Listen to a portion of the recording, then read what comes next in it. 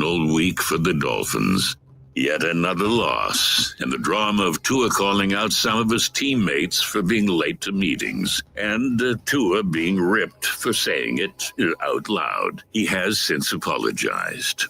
Good times. Once again, the Finns will try to get the train back on the tracks with a game against the Browns in Cleveland today. Frustration abounds in Miami Gardens. The Tua comments didn't help. And Mike McDaniel says he's done with it. It's time to concentrate on games. The first, last, and only thing, if I have anything to say about it, and I did in several meetings today, is the Cleveland Browns and our focus within that regard. Patrick Paul says, well, just keep swimming. I think you just got to keep pushing forward. We have 11 more fights, and we have to find a way to try to win all 11. Loser mentality. You should say 12, 13, 14. You know that you could turn it around at any moment. It's, 11 more fights. We're trying to put it all behind us, too. This is Gameday Uncensored, the pregame show for real Miami football fans. Tobin, Solana, with Omar Kelly and Chris Perkins on FM 10. Running 5 minutes behind. I'm sorry. Miami sports leader. Gameday Uncensored on FM 1043 WQAM is brought to you by the Lexus Golden Opportunity Sales Event. Get offers on select models now through September 2nd. Learn more at Lexus.com. By Edmore Sawgrass Chevrolet. When it comes to scoring a rugged new truck, Edmore Sawgrass Chevrolet is the I know the mic's hot, dumbass. Or sawgrasschevrolet.com and start shopping today. Remember, you're always backed by Morse. And by JM Lexus. JM Lexus has the best team in the business. I was wondering where Solana was, RVA. With over 22,000 reviews and counting. JM Lexus, West Sample Road, Margate. And welcome on in, everybody. It's another edition of Game Day Uncensored here on FM 1043 WQAM. Miami Dolphins back at it, taking on the Cleveland Browns today. A matchup that the football forefathers would write about. Two just legendary heritage, rich, historic filled teams square off on a beautiful Sunday. None of what I just said was true. These two teams are awful. They could barely win a game. The teams that they can beat, at least with the Dolphins, are teams that have worse records than them. And it's going to be just terrible weather there today. All appropriate because the Miami Dolphins have spent this past week not only mired in losing, but in controversy, which always just goes together just swimmingly. So we got 4 hours of coverage here for you, ladies and gentlemen. You'll laugh with us. You'll cry with us. We'll have a lot of fun along the way. Chris Perkins is going to join the program. Of course, Omar Kelly's going to join the program. At some point, Solana is going to join the program. And we got Dan Day producing for us here today. Hello, Dan Day. How are you today? Ready to rock and roll. Come on, man. This is the Dolphins. They're about to start making a run. I'm telling you right now. This is where we all begin, man. We're putting the trade rumors behind us, all of the rumor mill behind us. This is where we get going. So last week, the Miami Dolphins suffered heartbreak. They fell to the LA Chargers at home. And just another one of those kick in the junk losses because, look, as bad as the Dolphins are, and I'm not here to massage their record is what it is. But once again, the Miami Dolphins seemingly put themselves in a position to win the game or take the lead. But you know what they do? They do what bad teams do. They don't come through. 5 games in a row, they've had a lead in the fourth quarter and lost it. It's unbelievable. It's unbelievable. And yet very believable. But it is one of those things where you need the Miami Dolphins.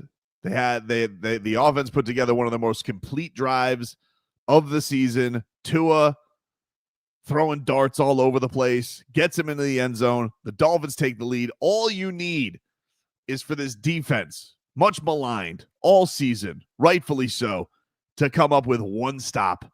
Just even slow down Justin Herbert. And wouldn't you know it, the first 2 plays of this drive, the first one, you got Zach Sealer wrapped around his waist like a lasso, can't bring down Justin Herbert. And then the next play, you can set them up for a 3rd and long, pin your ears back, have yourself a situation, and Jalen Phillips gets every which limb from Justin Herbert. Legs, shoulders, knees, and toes, and the arm.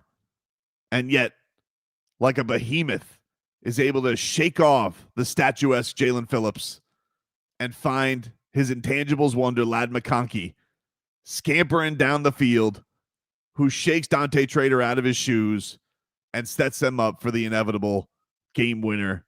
And that is how you lost this past game. It has been painful. It has been ugly. And then, of course, we had the Tua comments after the game just to add a little sour cherry on top on this entire performance. So I think the thing that's interesting right now, and that has really stung, is that there were plenty of Dolphin fans who came into this season pessimistic and they didn't think this team was going to be any good. I can't say that I was one of those, but it has gone even worse than the biggest Dolphins skeptic and thought, this team's not any good. They're going to be a disaster. This season's not only been a disaster, it's been heartbreaking. It's been humiliating. It has been painful because you've not only had the losing, you've had the injuries, you've had the rumor mill, you've had controversy, you've had banners flying over the stadium for the last 3 weeks, so much so that now people are even sponsoring them to get some eyeballs. And so, from my perspective, this is turning into one of the biggest laughingstock seasons of all time, and that's saying something. It's not only that you're bad, but you're embarrassing.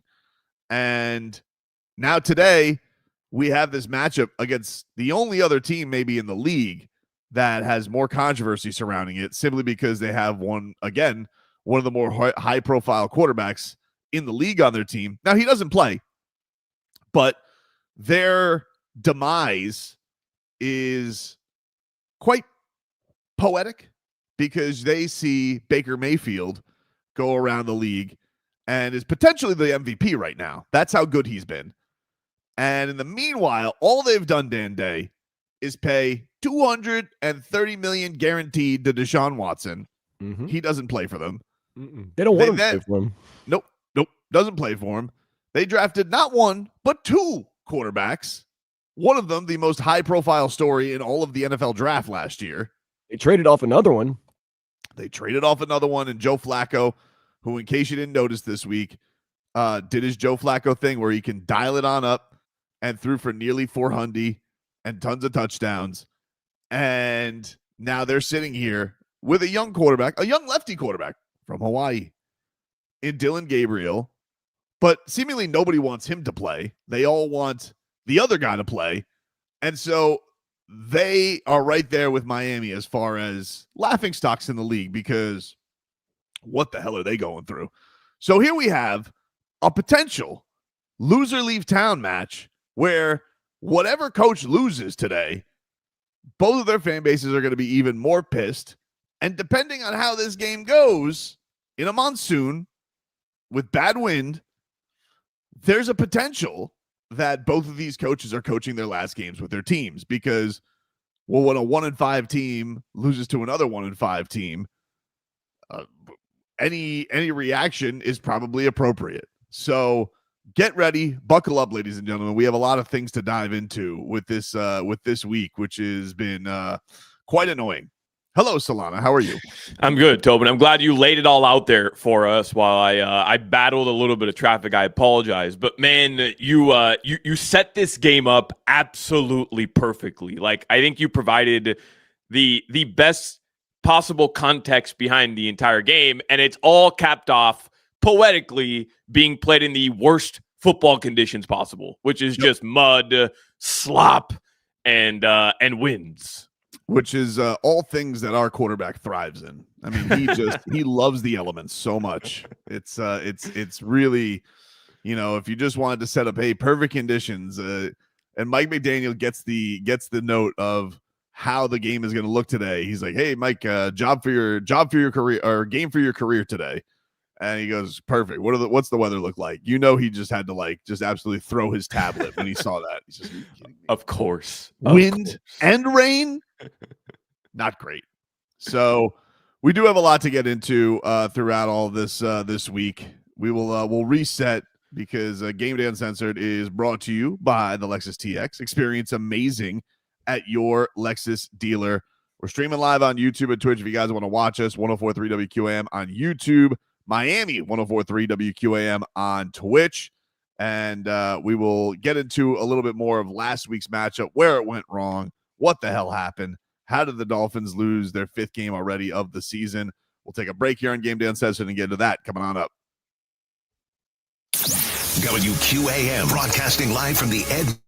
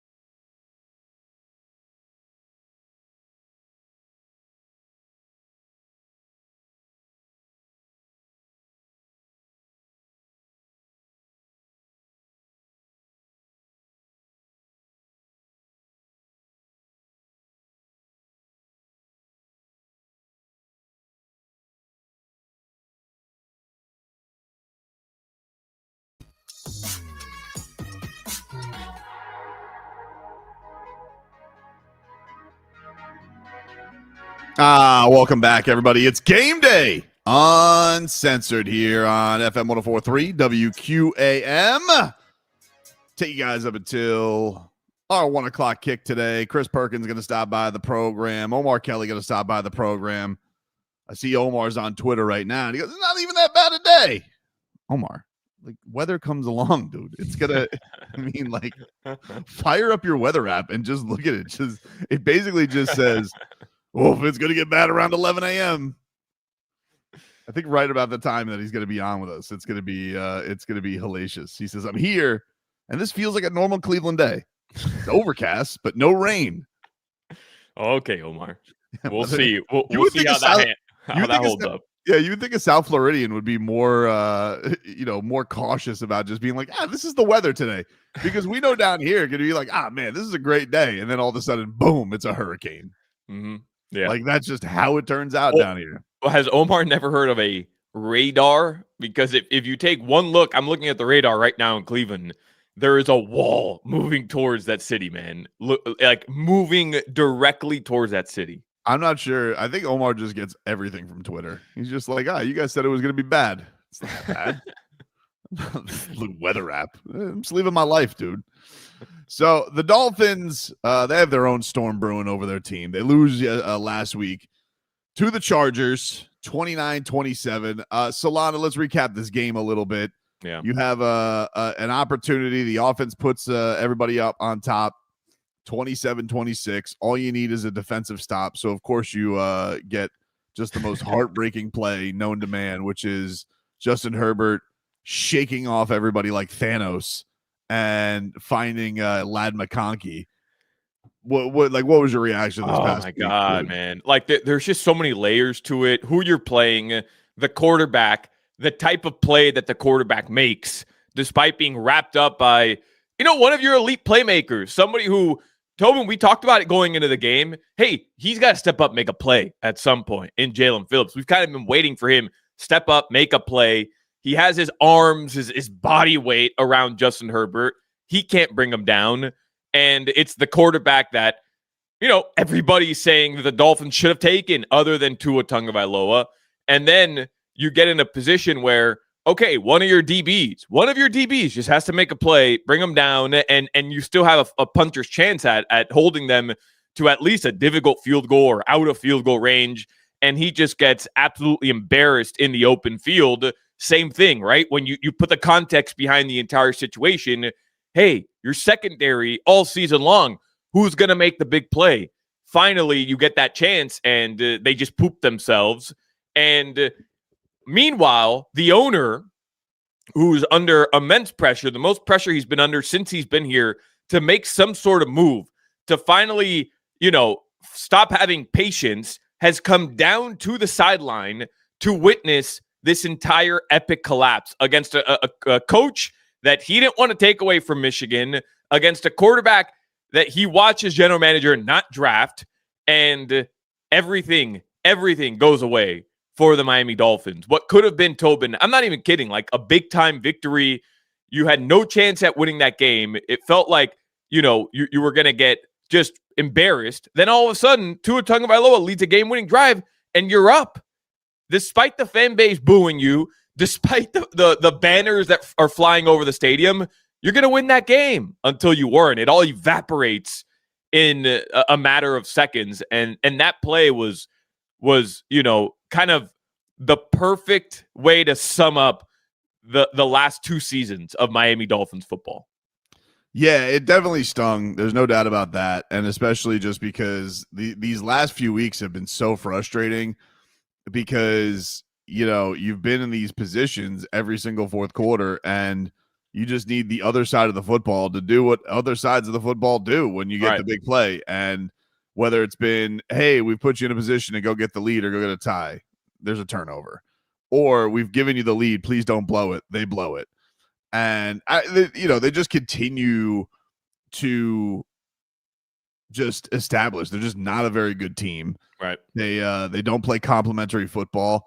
And, yeah, it was a really painful one to watch.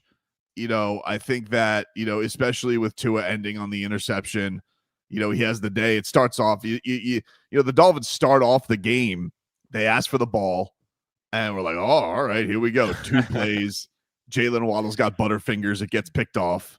And you're just like, oh my God, here we go. That interception, man, because with everything kind of surrounding Tua, to look back at that first play where he actually throws a good pass, and Jalen Waddle makes up for it later and right before the half. He has the big time reception, Tobin, and he's had a good game. He's had a good 2 games outside of that one play. He really has. The statistics prove it, but for Waddle to literally hand the ball into the defender's hand, you're just like, come on, man. Come on. Like, that can't happen to start the football game. It just can't. Not when you've got this much riding on a season, but more so riding on your quarterback, your coach, and your owner in this game. To have that play to start the game, it was just like, we should have known, Tobin, right? Like, once that happens, we should have known what we were in for. Yeah, probably. I mean, yes, he did end up having a good game. And I think that, look, it is what it is with him. He's a really talented player, but you already have this situation where you're dealing with the issues on the O-line and the rookies and all that type of stuff. Like, you can't afford your best players to have blunders like that, especially to start the tone of a game. Like, that's what the killer is of it. And then, Tua has his own stinker interception. That third quarter, I mean, like, the thing that was interesting about it is, like, the Dolphins, kind of got a grip on the game, and then they come out of halftime and just, like, they play one of the worst third quarters you've ever seen. Just can't do anything, can't stop anybody, and can't move the ball. And we've seen these lulls in the Dolphins game that, they just look like they're not a good team, but they those things get exaggerated and highlighted when you don't have this margin for error that they are dealing with. And so they go into these pockets of games where everybody just flounders, the defense, the offense, and they just look completely flat-footed. And that third quarter was a reflection of that. And to get that game completely swung there, and then you got to go get it back was a really frustrating watch. Yeah, but Tobin, and we saw a lot of people, I think, say the cliche when the Dolphins lose that game, ultimately, like, hey, bad teams find ways to lose games. And it's true. That as much of a cliche as it is, it's very true. But I also think it rings true where bad football teams can't play consistent football, right? The Dolphins, they can put a quarter together. They can put a drive together. They can show flashes throughout the game because they're talented. Like, the top end of the roster is talented. And say what you will about Tua Tagovailoa. I know we're going to get into it. A crazy week surrounding Tua, but this dude's not trash. Like, he's going to give you moments, and he gave you moments. But you have to be able to move the ball consistently when you're a good football team. And the Dolphins can't do that offensively. And defensively, they'll give you a quarter, they'll give you a play, but they can't hold teams consistently throughout a football game. Like, they're just getting torn up with a run game, and then when they need to come up with the big play, they can't. You saw it because in Carolina, it was the exact same thing. You have the 17-0 lead, and you were kind of set up with the 17-0 lead, but you took advantage of the turnovers. That's what you're supposed to do. Mm-hmm. And then all of a sudden, here comes the second and third quarters, and you can't move the football. You can't do anything with the football. Whether Tua, whether the running backs, whether the defense has to make a play, and they can't. And you saw it was the exact same thing in that third quarter against Los Angeles. Yeah, it was also one of these things that it was frustrating because it felt like out of the gate, you give up that big drive and, they go and take the lead on you. And then it's like, our answer was so predictable because it was like, hey, we're spamming A-Chan again because look, A-Chan's been amazing. There's literally, like, out of what's been an awful season, this guy deserves better for what he has put forth for the Miami Dolphins. But it was almost like they knew. It's like, hey, we stop A-Chan, we stop the Dolphins. And it really, it didn't cross Mike McDaniel's mind until they were down 2 scores against. Like, yeah, they kind of have figured out the A-Chan thing.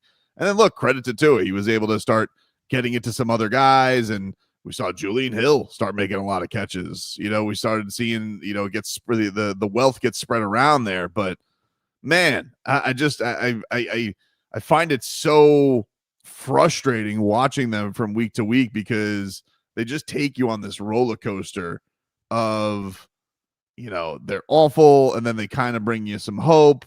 And then it's like, here we go. And the most crushing way to lose ever. It's so Dolphins, man. I'm telling you, it's so Dolphins because remember going into that Buffalo game, Tobin, everybody's expecting the Dolphins to just get spanked up by the Buffalo Bills on the road, short week.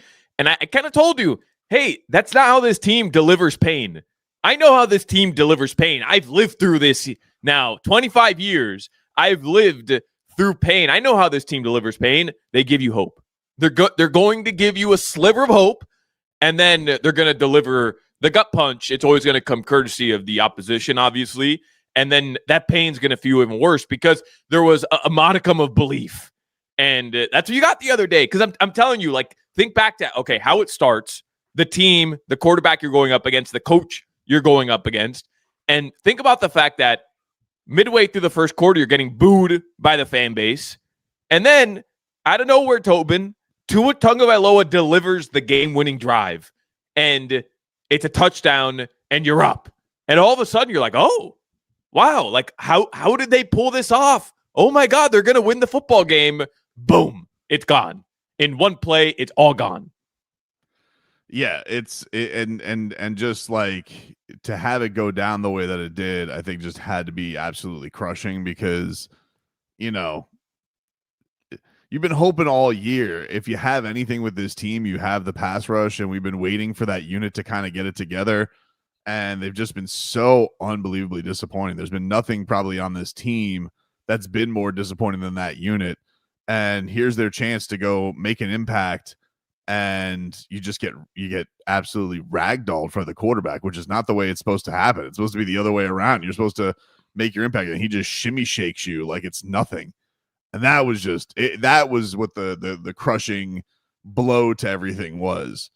But I mean, this is what it is. I don't know what the forecast is for today. I mean, not weather-wise. We know it's going to be terrible, but it's almost one of these things where it's like, I could see this game being low scoring. I could see this game. I could see the Dolphins getting run over in this game, and just Myles Garrett using Tua as a toothpick, just because he's just that kind of a menace. He sees vulnerabilities all across the line, and if that happens, then I don't know what that means for the future of the brass here. But this is a team that hasn't given you a lot of glory, but they have been playing mostly close games. And they've been trying to spin that, but I don't think you can, like, if you were to lose consistently one way and you knew it was one thing, then I'd be like, all right. I mean, I could kind of understand what you're going through, but one, you're not a team that really has the margin for that patience from the fan base right now about, oh, shucks, we're poor luck.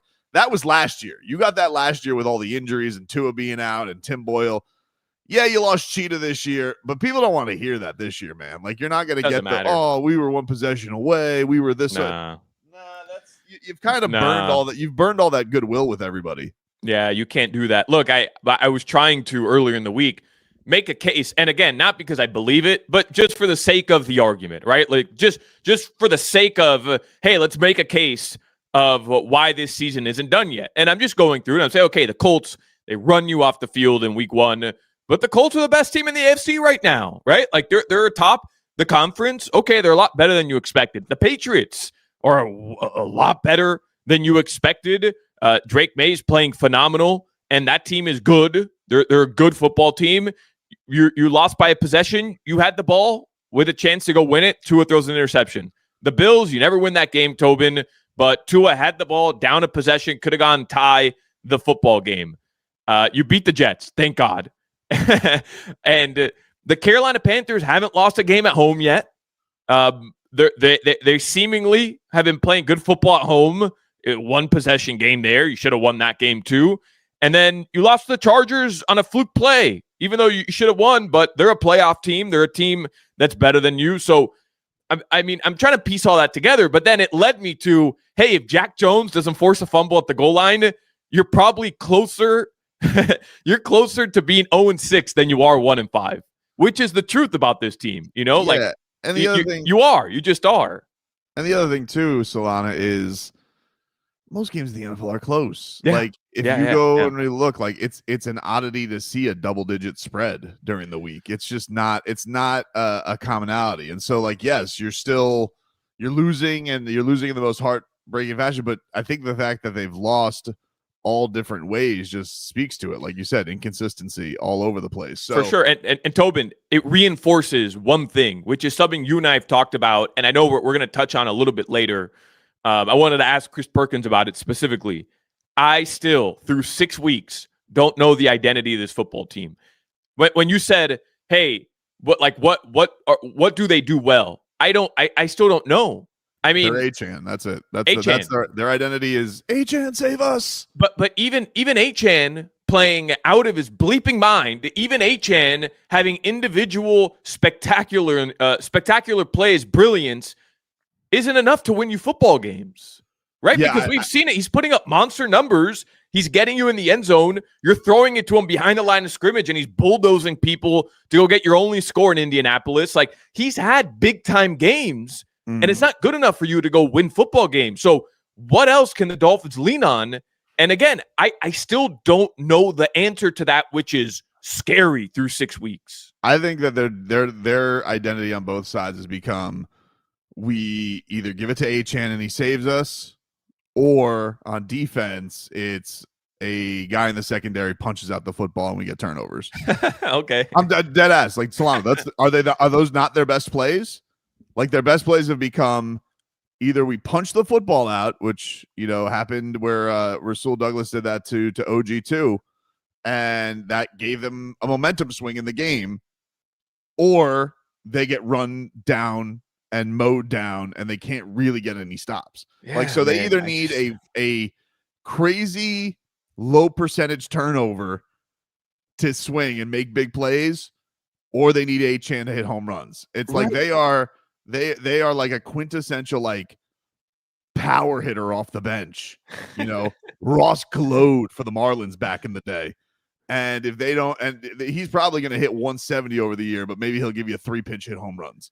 And that's their identity. Like, they're a bench power source for a National League team, like back in the day. Swing for the fences every time, every single time. But mostly they're going to strike out. Mostly they're going to strike out and embarrass themselves.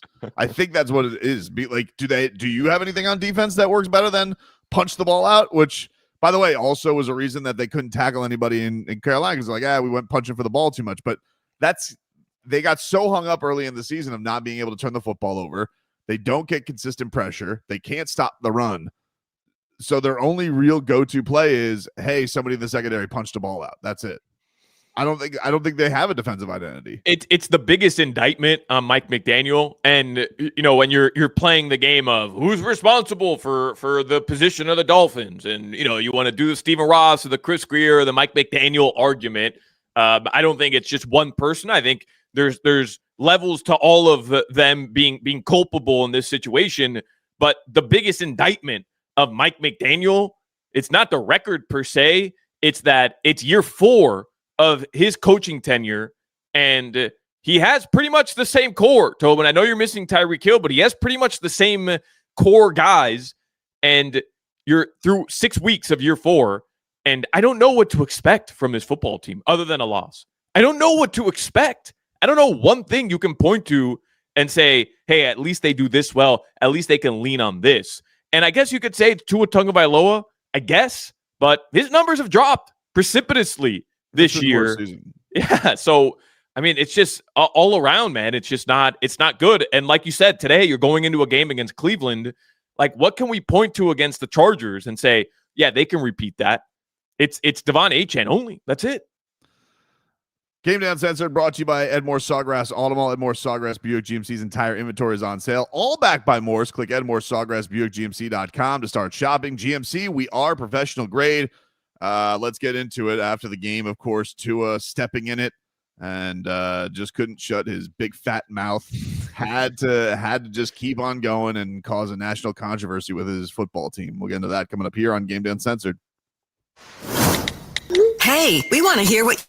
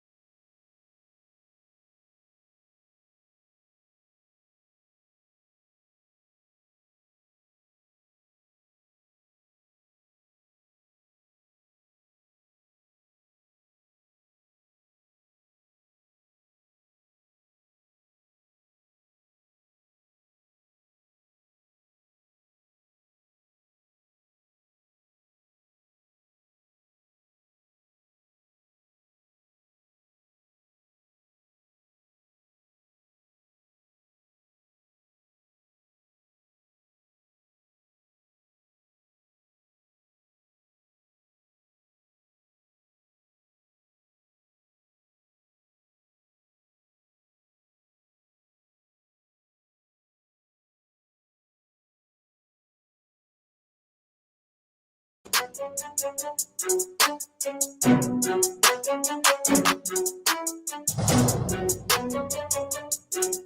right, welcome back. It's game day, uncensored here on FM 104.3 WQAM. Brendan Tobin, Alejandro Solana here with you. Dan Day producing for us here today. Dan, what do you got for post-game edition today? When do you go on? 4 o'clock. Or if the game ends early, we'll go on a little earlier. We don't play by the rules on this post-game show if you ever paid attention. That's why it's game day uncensored, dude. Mm-hmm. That is why it's game day uncensored. The calls were Tobin last week. I tuned in, man. The calls were, it was only an hour, but oh man. An hour of fury. Yeah, don't tell. Listen, anybody who says we don't give you guys a voice here, untrue. This is what it's here for. You know, you're not going to get that anywhere else after a Dolphins loss. Yeah, nothing like the old throwback of fury, like post-game call-in radio. One of the great delights. One of the great delights of this medium. So Dan Day will have that for you here today as we get you ready for Dolphins and Browns.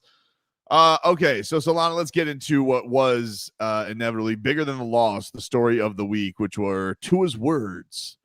And if you guys missed it, which I'm sure you haven't, but just a little refresher, like an espresso here on your Sunday morning, here is Tua Tagovailoa after the game when asked pretty simple question by Omar Kelly about not having the team fracture. Plenty of players were asked about this after the game, and they were all normal with their answers. Tua was not. Here was what the quarterback had to say about players not showing up to players-only meetings on time. How do you keep this team from taking a woe is me mentality like this keeps happening to us situation? Yeah, well, I think it starts with the leadership in helping articulate that for the guys, and then what we're expecting out of the guys, right? We're expecting this. Are we getting that? Are we not getting that? We have guys showing up to player-only meetings late, guys not showing up to player-only meetings. Like, there's a lot that goes into that. Do we have to make this mandatory? Do we not have to make this mandatory? So it's a lot of things of that nature that we got to get cleaned up, and it starts with the little things like that. To be clear, you're saying some players were late or missed? Late, yeah. Yep.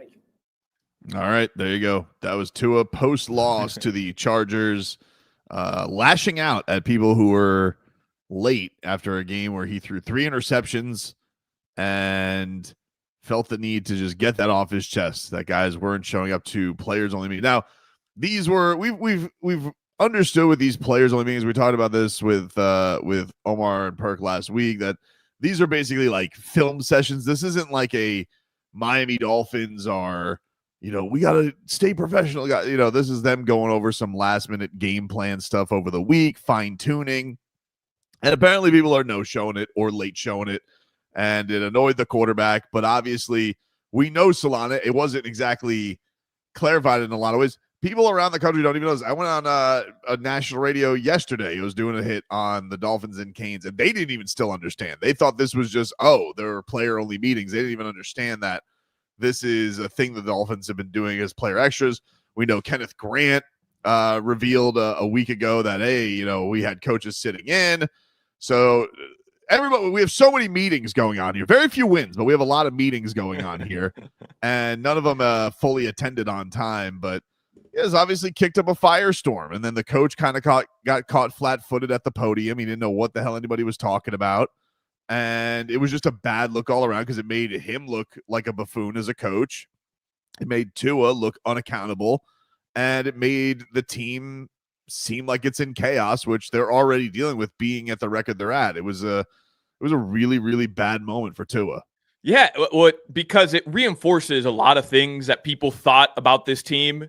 Man, there was this notion that everything was going to unravel in Miami coming into the season, right, Tobin? I mean, we talked about it in preseason where we're saying, hey, what are people on the outside seeing that we're not seeing? And man, maybe we had our blinders on because there was this notion everything was going to fall apart, that Mike McDaniel didn't have a firm grasp on the inner workings of this organization, that players didn't respect him. And here you are, you just lose a game in just a gut-wrenching fashion, and your quarterback is once again pointing to the fact that people don't have respect for players-only meetings, and the head coach has no idea that it's going on, and then he's saying, well, no, I mean, that guys have satisfied him in showing up on time this season, and there's this disconnect between the two guys who are supposed to be in concert with one another more than anybody else, and that's Mike McDaniel and Tua Tagovailoa, right, Tobin? Like, those two guys have to be in concert with one another more than anybody else in this organization, mainly because your head coach and your quarterback should, but also in this situation, McDaniel and Tua are joined together at the hip. You brought Mike McDaniel in to fix Tua Tagovailoa, and the entire offense is built around satisfying and catering to Tua Tagovailoa's style of play. And here you are, and it's never been clear that these two are not on the same page. And look, man, I don't think Tua, to kind of put a bow on this, I don't think Tua, and Tobin, if you feel differently, you tell me, I don't think Tua was malicious in what he was trying to do. I don't think he has that type of spirit where he's coming out and he's like trying to point fingers at everybody. But you just can't say what he said after a loss. You can't, when you're the highest paid player on this team, blame other people after a loss, and look no further than every other losing team with a losing quarterback around the NFL. None of them are getting up on the podium and having to face the type of backlash that Tua Tagovailoa consistently has to face. And it's because he continues to step in it. He really does. Well, I think the thing, I don't know if it was malicious or not, but I do feel like it had an element of getting some stink off of him. And I think that that's numero uno as a quarterback, that you take all the stink, whether it's right or wrong.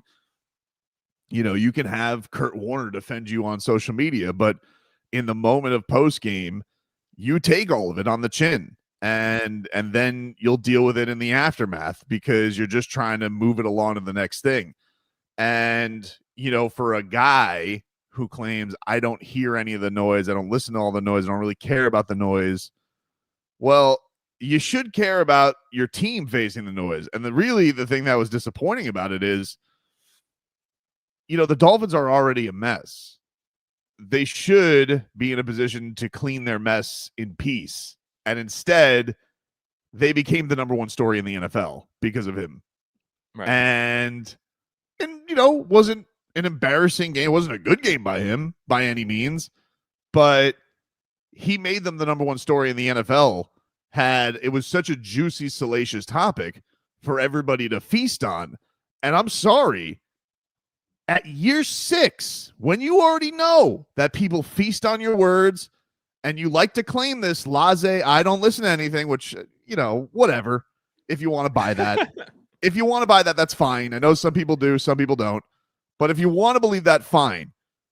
But if you don't understand the responsibility that comes with being the face of an organization, and where you're worried at this point in your career, this is not a second-year player. Like, people gave Carson Beck some flack for doing this after the game with Elijah Lofton, where he was saying that there was a miscommunication. It's like, okay, but he's college or pro. Even though he makes a lot of money, I'll give a pass to somebody who's just starting to get into the press conference game for a couple of years. 6 years, everything that you say is a story.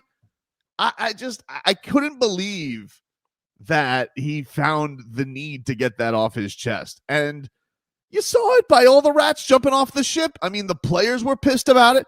And the thing that was annoying about it, the thing that was even crazier about it, Vlad's in the locker room. He's like, yeah, people are getting asked that same question. How do you keep it? He's like, and I listen to these cuts, and it's like, everybody's just like, we got great leaders. We're going to hold together. All normal answers. Cliche bull bleep if you want, but they know not to make it a story. How do they know? And he doesn't know at this point in his career. Crazy. That's the thing that was the big mistake about it. And it's not even talking about, these extra meetings, who cares? The fact that you found the need to even share this, we know that you're an oversharer and that you're over honest, but there's got to be at some point a button in there that tells him, keep this in-house. And he doesn't know how to do it. He doesn't. And his coach already got burned by this exact same topic volunteered, by the way, information that was volunteered by Mike McDaniel at the end of season press conference last year, where he fills people in on the fact that, hey, people aren't showing up to meetings on time, and there's a lack of respect going on with our meetings and our planning, and he volunteers that information, Tobin, and the entire offseason narrative around the Miami Dolphins and around Mike McDaniel has been right there, set in stone for everybody to see, from the head coach volunteering information that he didn't have to volunteer. Nobody would have known about it. Nobody would have been able to point to anything. How does Tua not learn from that mistake? That drives me nuts as well, because you come up to a press conference, you come up to the podium, and as the leading player of an organization, whether you want to argue if this is the right way things should be consumed or not is another question. But you come up to the podium and you blame the loss on yourself. This is pretty much how it goes in the NFL. It's a simple playbook. It's easy as a forward pass. And to be fair, Tobin, he did, because there's a lot of people who only saw that one clip. To be fair, Tua does put the onus on himself, and he does. But given the out to throw anybody else under the bus, he took it. He took it hook, line, and sinker. This is another thing, though, that I'm so tired of hearing with people on context. Okay, first of all, it's the year 2025. Okay, our attention spans have never been lower. I mean, people are not. How many, Solana? Go look at the YouTube views on full press conferences on the Dolphins YouTube page.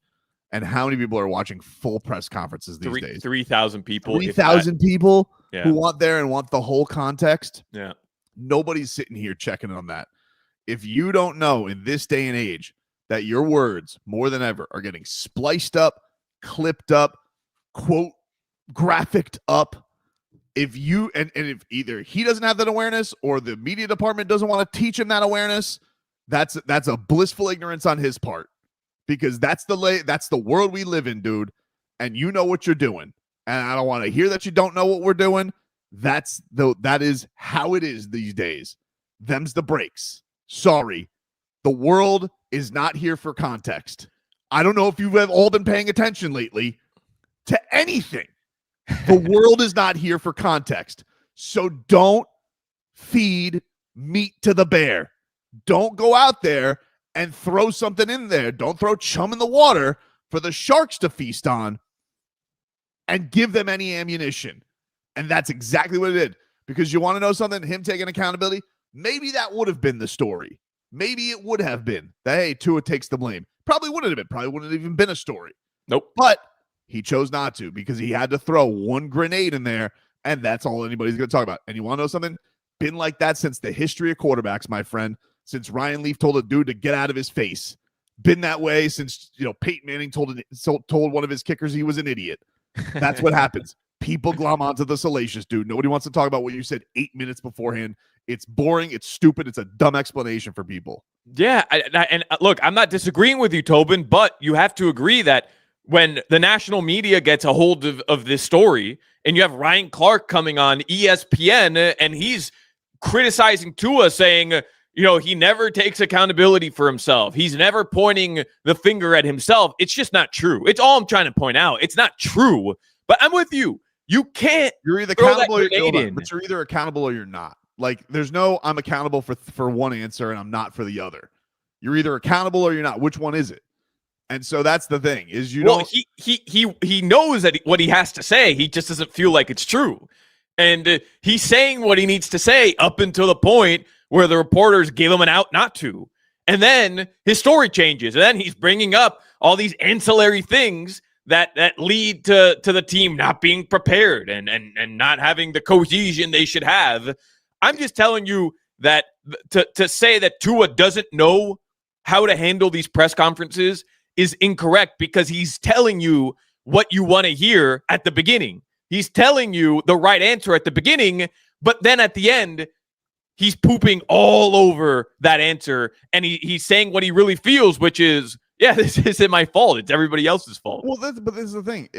I would give even a little grace on that if Omar had asked him, hey, is everybody buying in how they should right now? Right. Or, are these extra? If he would have asked about the meetings, if Omar had an inkling on it and he wanted to ask, Omar asked a very simple question about how are you going to keep these guys together? He goes, let me tell you something, dude. It would start with you guys showing up to your meetings. that my player only meetings. And he just couldn't help himself. That's the problem. He just volunteered it. Yeah. Like you said, it's like sometimes too much. Too much. So too we'll much, but he's too honest. He's too honest. Brother, he's too honest. Enough of him. We'll get on the other side of this because obviously there was a firestorm. The coach was pissed. The teammates were pissed, and he apologized. We'll continue Gameday Uncensored after this. This hurricane season, keep it on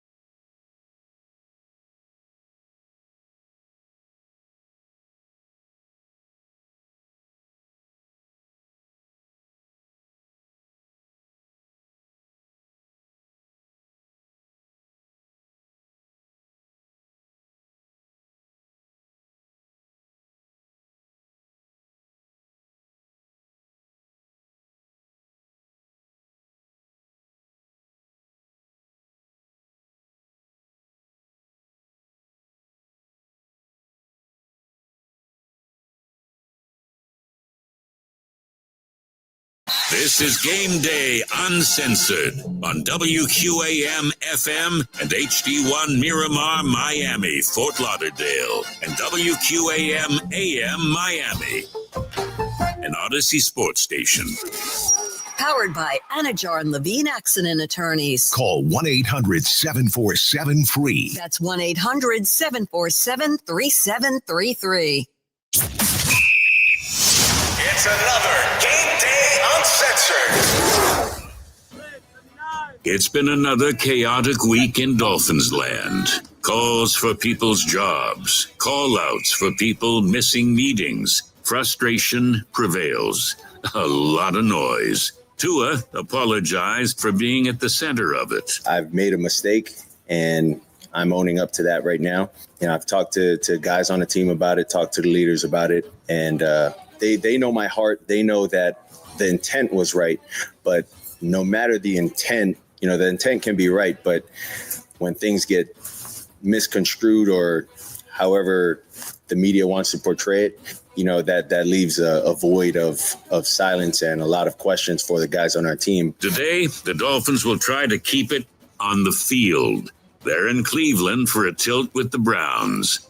Zach Sealer just wants to play football and win. I'm frustrated. We're 1-5 right now. We need to start building together on everything we just talked about and really kind of just pull these wins in and you start building. You go 1-0 this week and just go from there. Let's play the game. Nothing else. Sounds good. In just a bit, the Dolphins and Browns will kick it off. We're kicking it off now with Game Day Uncensored, the pregame show for real Miami football fans, with Tobin and Solana, Omar Kelly, and Chris Perkins on FM 104.3 WQAM, Miami's sports leader. Game Day Uncensored on FM 104.3 WQAM is brought to you by the Lexus Golden Opportunity Sales Event. Get offers on select models now through September 2nd. Learn more at Lexus.com. Edmore Sawgrass Chevrolet. When it comes to scoring a rugged new truck, Edmore Sawgrass Chevrolet is the MVP of selection. Visit EdmoreSawgrassChevrolet.com and start shopping today. Remember, you're always backed by Morse. And by JM Lexus. JM Lexus has the best team in the business. A 4.8 Google rating with over 22,000 reviews and counting. JM Lexus, West Sample Road, Margate. And we continue on here on Game Day Uncensored on FM 104.3 WQAM. Brendan Tobin and Alejandro Solana here with you this morning alongside Dan Day, who is producing for us. You can catch Dan today on the post-game edition of Game Day Uncensored, which will come your way at latest 4 p.m., but maybe earlier. Maybe earlier if we got to get them calls, maybe fourth quarter calls today, Dan, if it gets bad enough. You never know. You never know. Dolphins getting set for the Cleveland Browns in this Week 6 matchup. And we'll see what's what with these two teams that have been among the more controversial teams in their losing ways. The Browns dealing with their own stuff with the Shedeur Sanders bit. They're not playing him right now, but he is their backup after trading Joe Flacco. Dylan Gabriel, former Oregon QB, UCF, has taken the reins there for a couple of games, and Joe Flacco, meanwhile, is out slinging Aaron Rodgers on Thursday. But did you enjoy, Solana, Jalen Ramsey getting roasty toasty this week? Yeah, man. People are calling him cooked. He's washed, and it looked like it the other day, man. To be fair, covering Jamar Chase, that's tough. That's very tough. But yeah, It's a dramatic difference between him ending a game with 2 sacks and everybody talking about, how he's still an elite player in this league to all of a sudden looking like he doesn't belong on the field with Jamar Chase. Yeah, people have been calling for him to move to safety for a long time, and that's probably, I don't know if that was suggested by the Dolphins. I don't really know what went into the divorce with Jalen Ramsey and Mike McDaniel and why it got so frosty, but that's definitely an interesting one. Not that I think Minkah Fitzpatrick is thrilled with living here as well with how this record has gone. It's almost like a redone nightmare for him.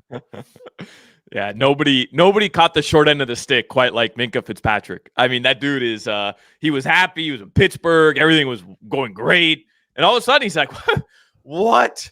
He's looking around. I'm back in Miami. We're 1-5. Like, what? What the hell happened? We'll get into some of the trade rumors coming on up. But do you think that he's been like looking for him? He's like, anything with me? Anything?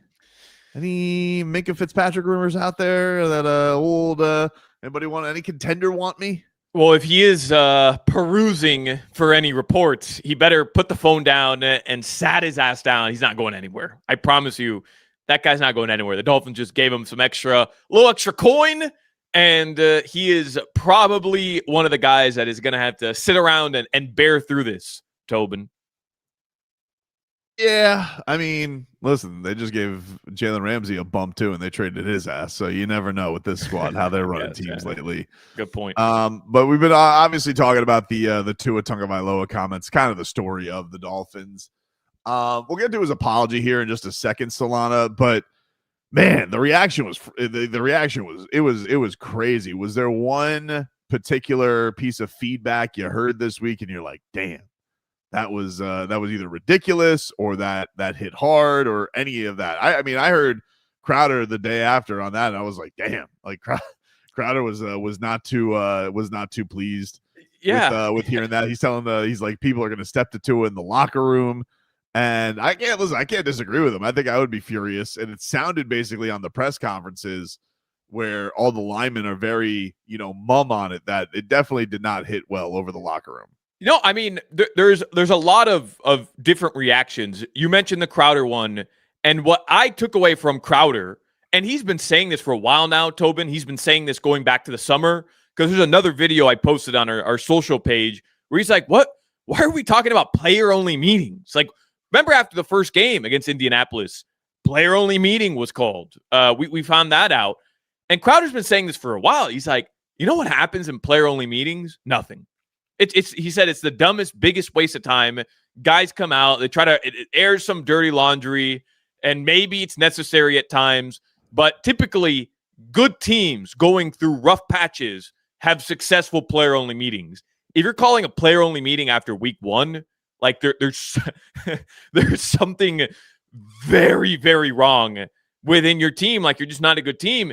And he was saying, why so many player-only meetings? Like, what's being accomplished at these player-only meetings? And he went through like the typical schedule of an NFL player. Monday, you get to the facility, meeting. You leave that meeting, you go to another meeting. If you're a linebacker, then you have a linebackers only meeting, and then a defensive personnel meeting, and then you meet with your coach for another meeting.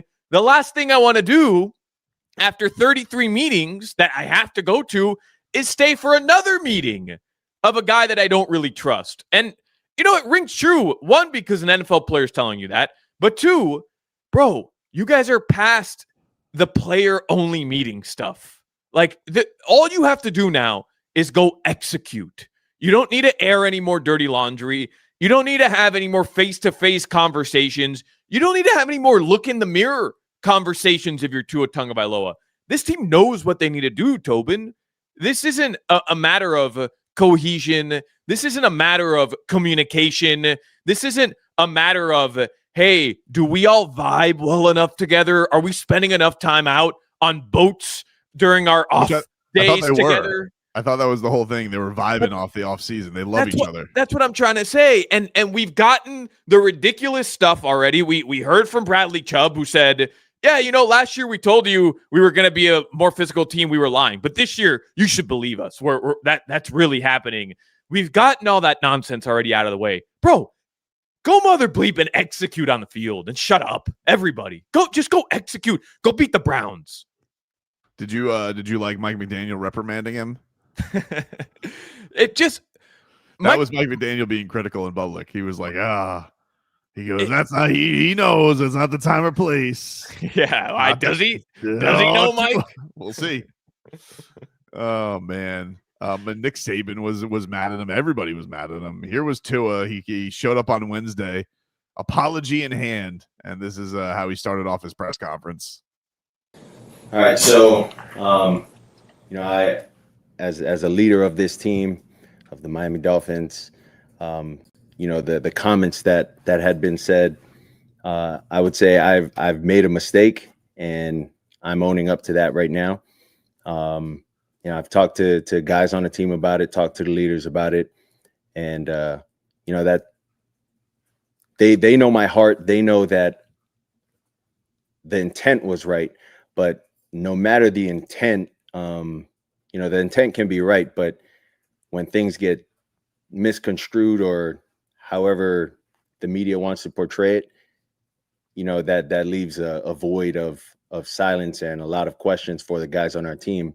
Now, being 1-5, we talk a lot about, all right, we got to get this going. We got to get this going. Come in excited to go to work. Forget about the noise. And I feel like I just added onto that for our guys. For myself, I got to look at myself as the leader, protecting the team.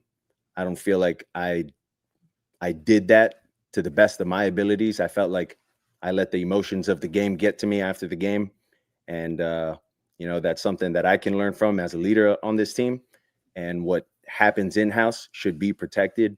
And none of that should have gotten out. And so want to publicly apologize about that, want to move forward, and now want to focus on the Cleveland Browns. All right, there you go. That was Tua's apology on Wednesday to start off. How would you grade that? I would grade it. It doesn't matter. Here's the thing, Tobin. It doesn't matter what he said. Like, once he came out and said, that's on me, the rest of it didn't matter because nobody actually cares. I credit him for doing that because all everybody wanted Tua to say was, blame yourself. And he did. So, I think he deserves credit, but it just doesn't matter anymore at this point. Everything that he says is going to be microanalyzed. It's going to be hyper critical because the team sucks.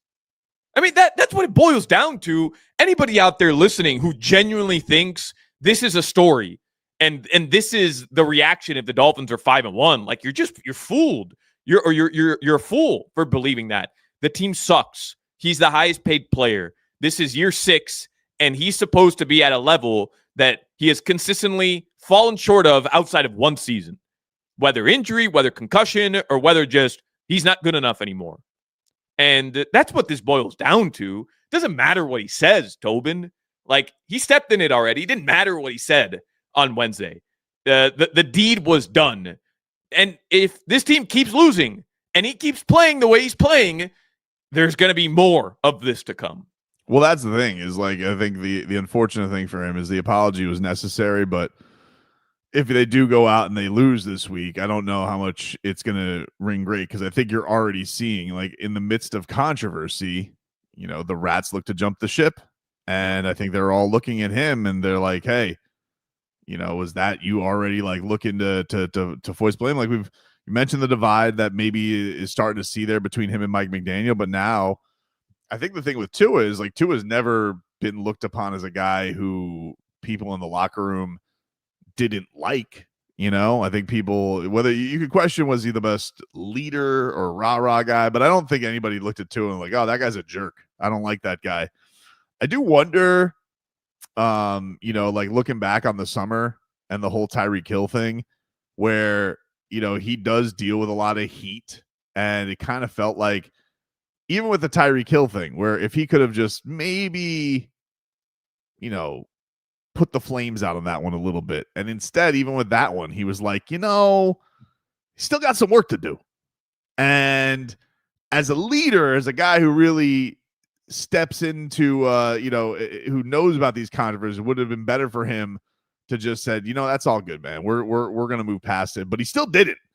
And I wonder if that, like, bought him less with everybody else, because the first opportunity, he looked at something and was like, oh, no stink on me on this one. And I felt like, I'm not saying Tyreek wasn't deserving of criticism because he quit on the team, but, wasn't the damage kind of already done there too? Like, he was already, he had already been apologetic about it as well. And you would have liked a little bit of a break, and Tua didn't really get that. So yeah, I am curious to see, like, what is the follow-up of this? Do his teammates really buy it, or do we just see more splintering, especially if they don't win? But to me, that Tua's answers to the Tyreek Hill thing was more of Tua saying what he thought he needed to say.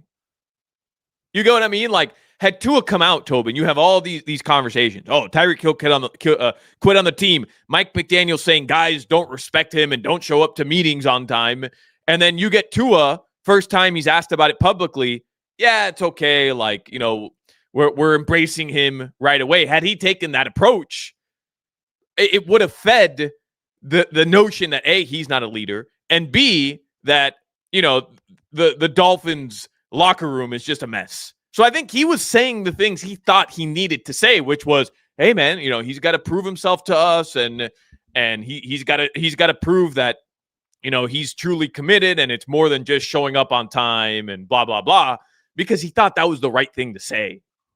Well, he needs somebody to be a sounding board for some of this stuff.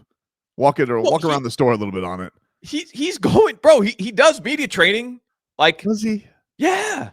There's doing media training, and then there's taking the advice they've trained you with and using media training.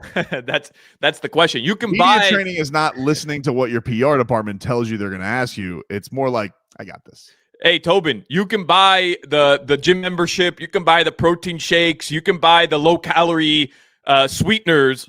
But if you don't bypass the invite to Flanagan's at 12 o'clock at night and go throw down a half rack of ribs and french fries, you're not going to lose weight. You know what I mean? Like, you got to implement what it is that you've been trained with. And, he doesn't, clearly.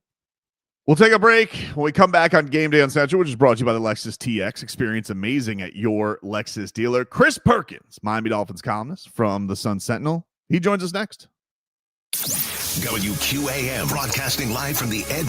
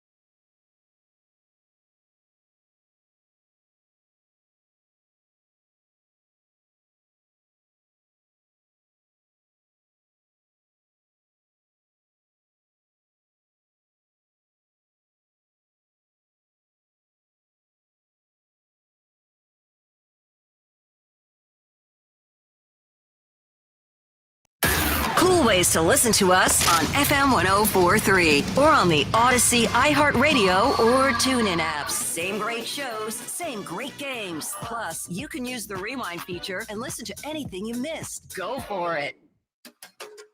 Now, let's get back to Game Day Uncensored. The pregame show for real Miami football fans on FM 1043 WQAM. And welcome back, everybody. It's Game Day Uncensored here on FM 1043 WQAM. Getting you ready for Week 7 against the Cleveland Browns. What a matchup. One we'll be telling our grandchildren about one day. I mean, just a true classic coming up here in Cleveland. Let's go out to the guest line. Let's talk to our guy, Chris Perkins from the South Florida Sun Sentinel. Perk, how are we doing this morning? Oh, we're all going to remember where we were this Sunday, right? It's 20 years from now, that Dolphins-Cleveland game, when it was raining in Cleveland and Dylan Gabriel and Tua dueled it out. It's going to be great today. It really is.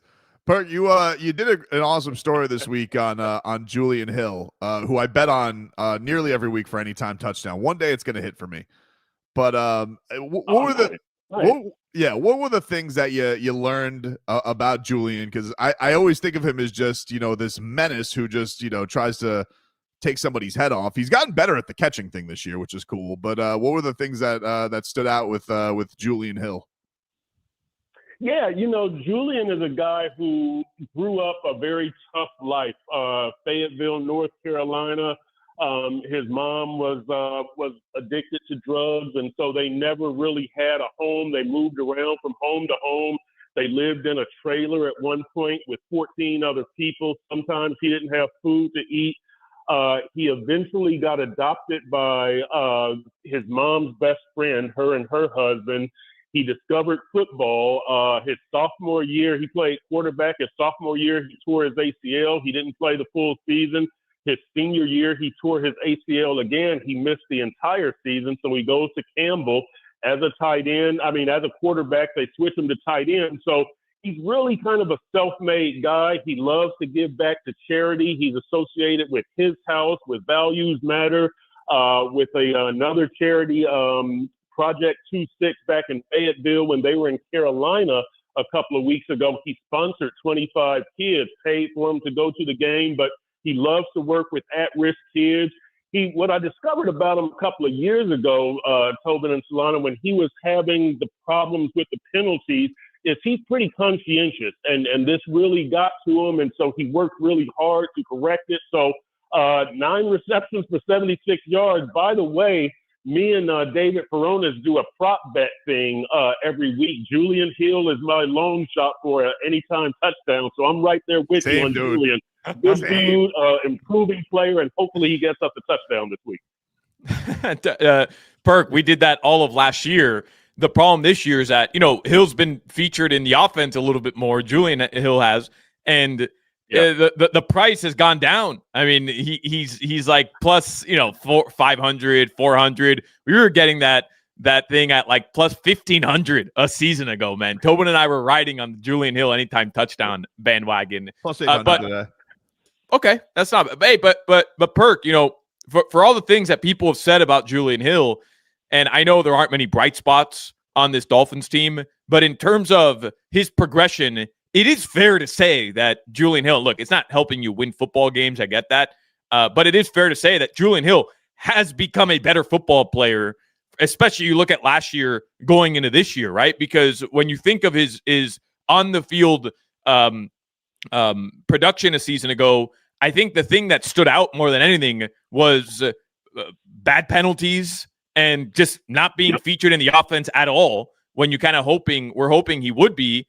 And when you lost Jonnu Smith, and before we knew Darren Waller was going to be catching a touchdown every game, it didn't feel great to see Julian Hill as tight end number 1 on the depth chart. And he has stepped up this year. He's played much better. Yeah, he has. And the thing about Julian is he's never going to be a George Kittle, Jason Kelsey type tight end. Everybody knows that. But you want him to kind of be, I guess, maybe an Anthony Fasano, but he's not going to be as good a receiver as Fasano. but just a guy that you can really rely on is what I'm saying. A guy that he's going to be a second-tier option for you, a second-tier star or regular, I should say, better way to put it. But he's going to be a reliable guy in the pass game and in the run game. Again, you're not looking for a Pro Bowl season from Julian Hill. You want Julian Hill to be a reliable professional. He's developing into that. There's still snapshots of where he needs to improve on his blocking, but there's more snapshots of where he has shown improvement. And by the way, he was a target.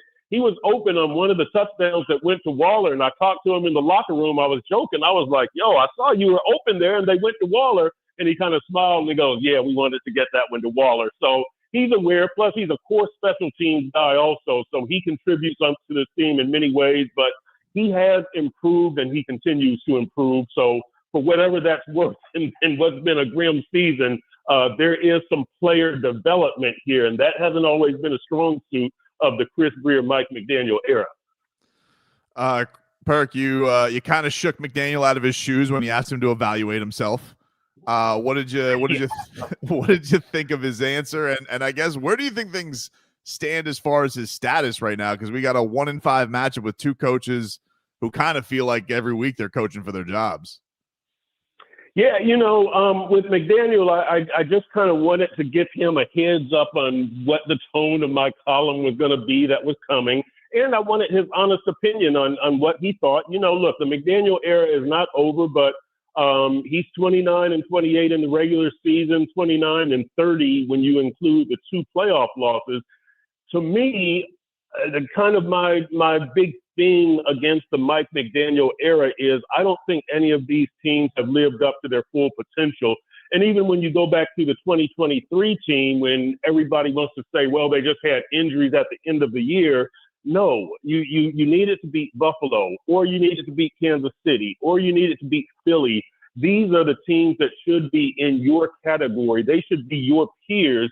But in the McDaniel era, these teams have always consistently beaten the Dolphins. So that's kind of what I think of the McDaniel era. Of his status right now, he needs to win today, right? I mean, you go to 1-6 and you have losses to Carolina and to Cleveland.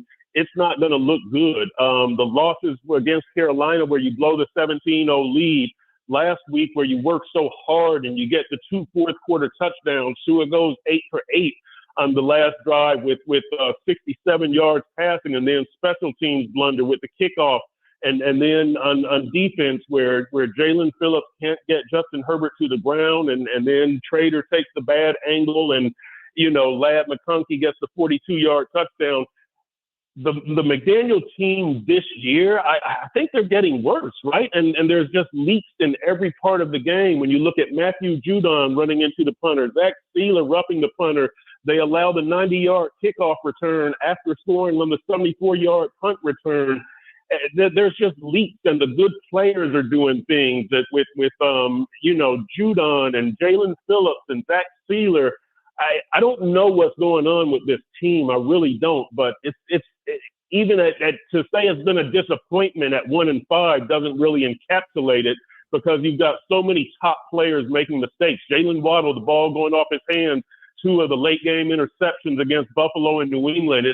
It's just up and down. It's not just Kenneth Grant and Jonas Naya. You're seeing errors from veteran players, all types of players, all 3 units. This team is just I don't know really what to say. I didn't expect this. I'll say that. Yeah, I'm with you, Perk. And Tua having his worst season while being healthy isn't a great look for McDaniel either. What is, I wanted to ask you this. Tobin and I were talking about it earlier, and I think we've talked about this in the past. But what's one thing you can point to right now with this football team, and you can say, okay, that's their identity. That's how they're going to win games. Because Perk, I still don't know what it is. And to me, that's the biggest mark here, negative mark on McDaniel, where you're in year 4 as a head coach, 6 weeks into a season, and I don't know what the identity of their football team is. Yeah, I agree. And look, let's be honest and let's be fair that early season injuries to Kader Kohou, Storm Duck, James Daniels, and Austin Jackson really hurt. Having said that, you've got to have more depth and you've got to have a better plan. And then let's not forget Tyreek Hill either. I mean, that was a later season injury.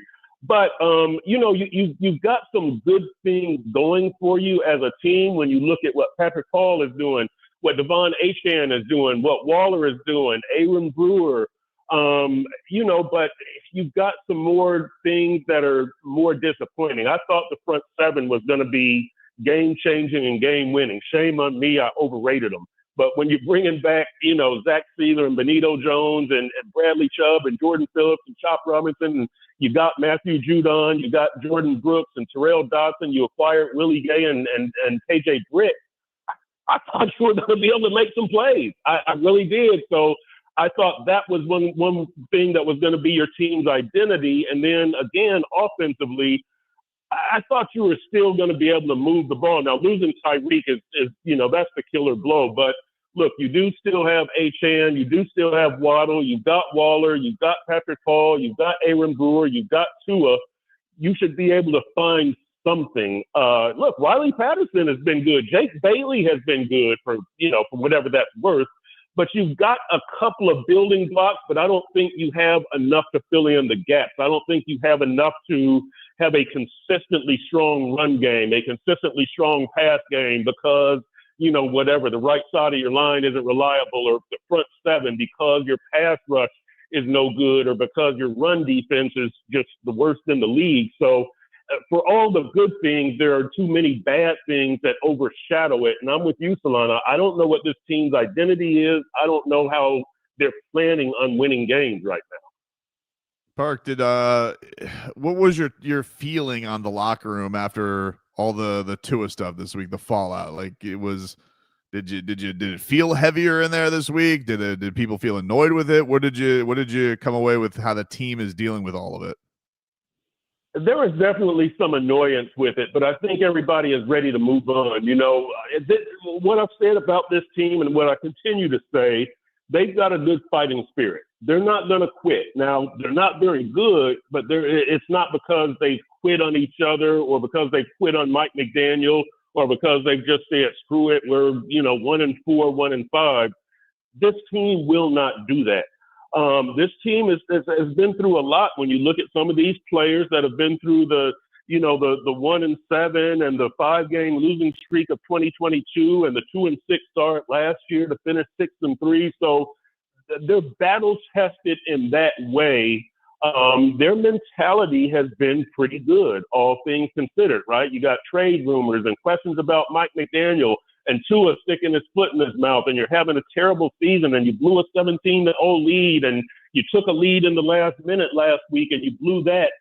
All things considered, they're in a pretty good frame of mind. This is a resilient team. The problem is they just aren't very good, and you need to, at some point, you need to see some results of all your belief and your hard work, and possibly it comes today, but as I've said, I think the big problem with this team in this situation is they're going to stop listening to Mike McDaniel at some point. They're always going to like Mike. They're always going to respect Mike. But at a certain point, when you're 1-6, you're going to stop listening to the coach. And that, I think, could be the tipping point of, when we see some action.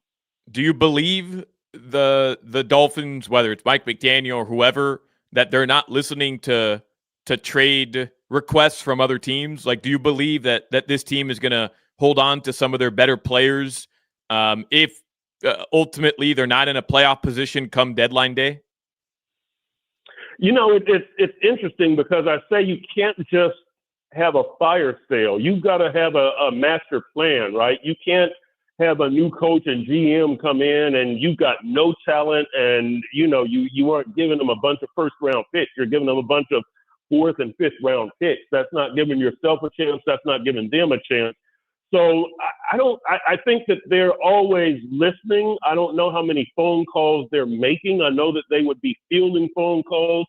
I don't know that there are any serious inquiries about like Devon Achane or Jalen Waddle. I think that that's just more, social media type chatter, but maybe a Bradley Chubb, maybe a Jalen Phillips, maybe they're getting phone calls for those type of guys.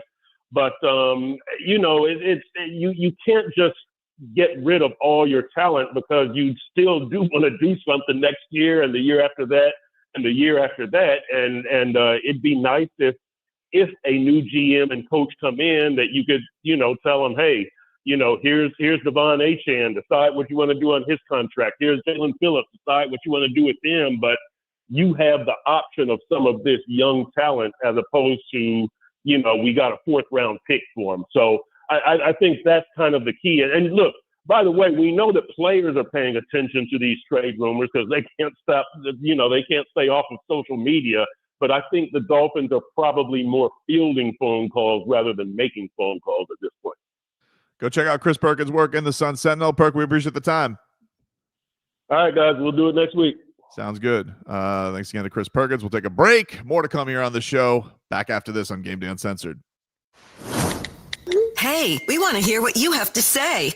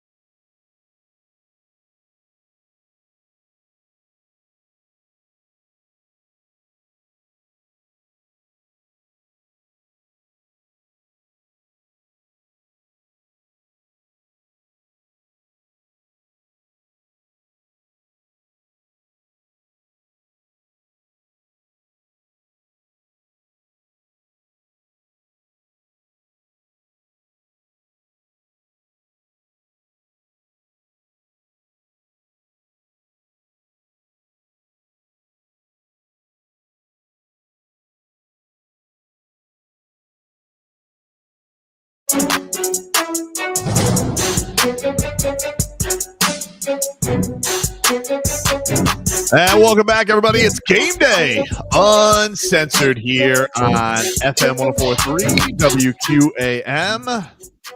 As we take you guys up until this 1 o'clock kickoff, we got some action across the pond right now. Lopsided so far, Dan Day. 21-0. Rams leading the Jaguars. Yep, that's pretty apt. That's pretty much how the game, that's representative of how much the Rams are whooping up on the Jaguars. 21-0. Right now, for those who have Matthew Stafford as their fantasy QB, he started off today. No Puka Nacua, by the way, in this game. He is injured. So 15 of 20, 127 yards, 3 touchdowns.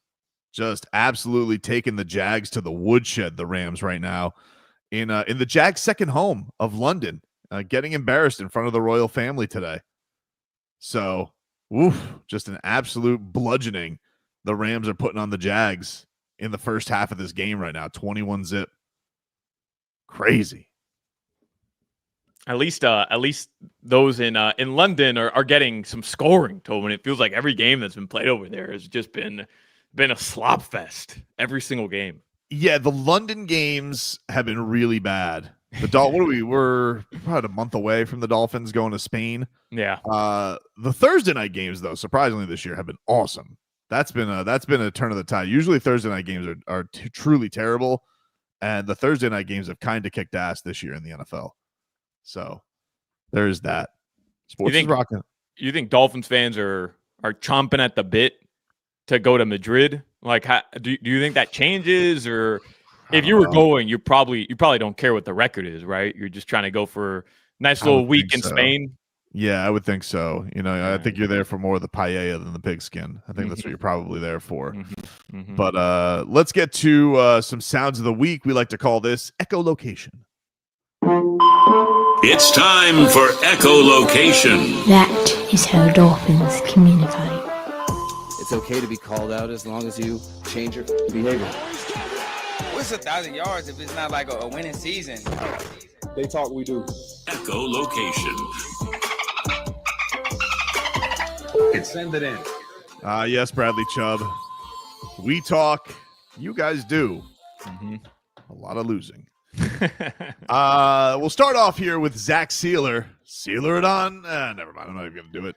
Wow. Zach Sealer is frustrated with the Dolphins' record. Here was Zach. I'm frustrated. Like we're 1-5 right now. We need to start building together on everything we just talked about and really kind of just pull these wins in and you start building. You go 1-0 this week and just go from there. Zach Sealer, of course, dying to get his first sack of the season. Even the rookie has gotten ahead of him on the sack chart, Solana. It's been a tough year so far for the Dolphins defensive captain. Well paid, though, Tobin.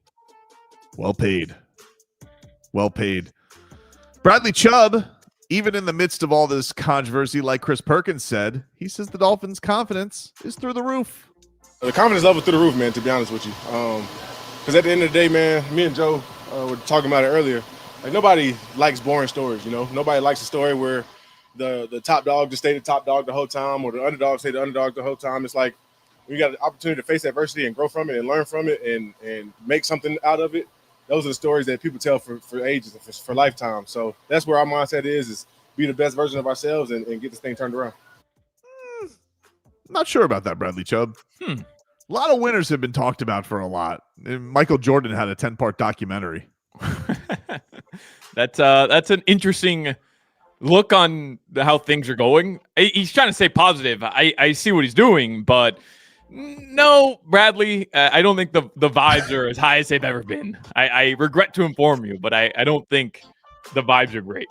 Maybe they're having like a great time playing like spike ball at each other's house, or bocce ball or horseshoe. What's your favorite lawn game that you think the Dolphins are going about? Oh, these guys play cornhole for sure. Oh. They're big cornhole guys. Yeah. I can see that. Jalen Waddle. Of course, no Tyreek Hill. He's gone back to being a top target on offense, and he's kind of enjoyed it.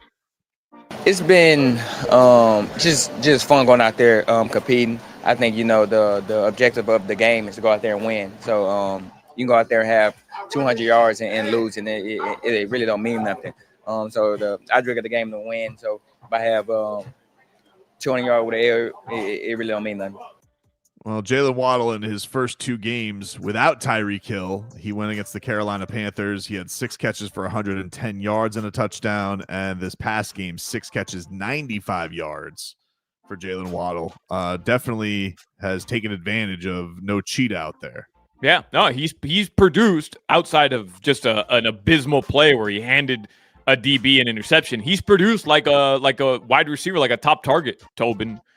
In the past 2 weeks, he's at the top of pretty much every wide receiver category across the league.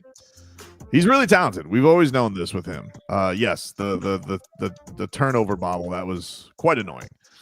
But Jalen Waddle, really beloved, I think. I think probably one of the more popular players on the team. I think nobody really ever likes getting mad at Jalen Waddle. Look at him. He's adorable. You know? He is. Just want to pinch his cheeks. He's got great bits, great touchdown dance. You love his touchdown dance. That's what you love. You love his touchdown dance. He's tried to diversify a little too much. Like sometimes when you got the dirty bird, you got the dirty bird. You just rock it. You know, icky shuffle. You do the icky shuffle. Right. You got the Waddle. There's no need to go into another path. You just stick with what everybody loves. It's kind of like if you go to a wrestling match, you don't want The Rock to not ask what he's cooking. Right.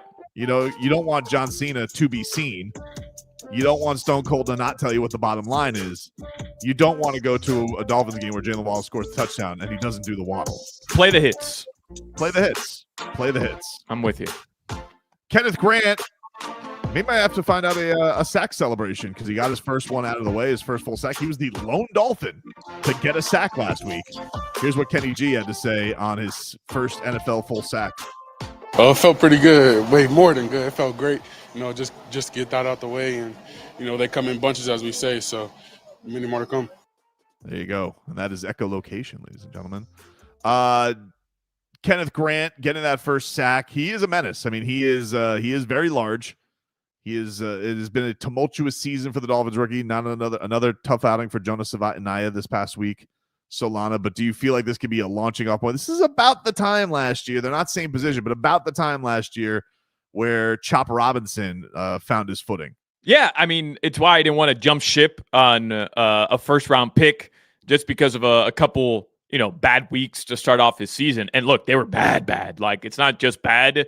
I mean, he was graded out as one of the worst at his position. I get that. But I also am willing to give this guy the benefit of the doubt. You're a rookie coming into a situation where a lot of pressure was put on you to deliver. And to fill the hole of Calais Campbell is not easy for anybody, especially not a rookie. Big hole. It is. But listen, man, good for him getting that sack, and you hope it kind of continues to progress into more and more production from him. That would at least be like a silver lining at the end of the season. If your first pick from a year ago, no matter how this season ends, and I think we all know how it ends, it's without a playoff berth. If he could kind of turn this season around and right the ship a little bit, Tobin, at least you'd have like a silver lining in a couple different areas. Oh yeah, no, there's no doubt about that. If you can get these guys, like, look, that's in a lot of ways that's what's left of this season is what can you get positive from is these guys getting that experience, a la like a Christian Wilkins. I mean, Minkah Fitzpatrick didn't want to stick around for that torture. But you hope that these guys can take the wounds, the scars of this season, and it's going to inevitably get them in a better place going forward, and you have something built. But it's been a rough go of it, and I think that even the plan this year of having to rely on those guys, I guess Savaitanaya you give a little bit of a break to because the offensive line is broken down a little bit. Half of the right side is gone, so. You have to lean on him a little bit more maybe than you thought you would have to, but yeah, it's been ugly. It's been ugly. He still had his struggles this season of what he's gone through. And I feel like it feels like Solana every single time that the Dolphins are in the need of something. Like you got those defenses pinning their ears back, and today we got a matchup against one of the biggest monsters in the league in Myles Garrett. Who's covering Myles? Who's blocking Myles Garrett? It's what I want to know today. And if it were me, I'm telling Myles Garrett, hey, take your pick. Go ahead. You see Patrick Paul, don't worry about him. Avoid him. But you see the guy to his right, Savaitanaya, run right at him. You see the other guys at the other side, Larry Borum, no problem. Run right through him as well. Jonas Savaitanaya is the interesting one, Tobin, because we talk about, okay, Kenneth Grant gets his sack. Great. Savaitanaya is playing out of position, and I understand the concept, which was, hey, let's establish the left side of our line, right? Like, let's get Patrick Paul and let's have him next to our next shot at developing, a high offensive line pick. And he's clearly not playing well. And why move him out of position to start his NFL career? There's a lot behind the scenes there that I think is very interesting. And look, he hasn't played well at all. At least he's been healthy, though. you have to at least be happy with him being healthy, because nobody else on the offensive line appears to be. Is Myles Garrett, does he have Tua in the graveyard? Is he part of the graveyard? Has he ever sacked Tua? Oh, I don't know. I'm trying to look right now. Let's see. Because last year the Dolphins played him. Snoop Huntley was the quarterback. So I don't know. Tua wasn't sacked back in 22. I don't know if Tua's in the graveyard. All right, let's keep it that way, Jonah. Please. Yeah. The guy is scary. We'll take a break here on Gameday Uncensored. When we come back, the other part of this week that has grabbed a lot has been the trade rumors. There's a lot of stuff flying around the Dolphins right now. Some of it publicly debunked. Others, seems like there's a little smoke around that fire. We'll get into that as Gameday Uncensored rolls on after this. This hurricane season, keep it on 104.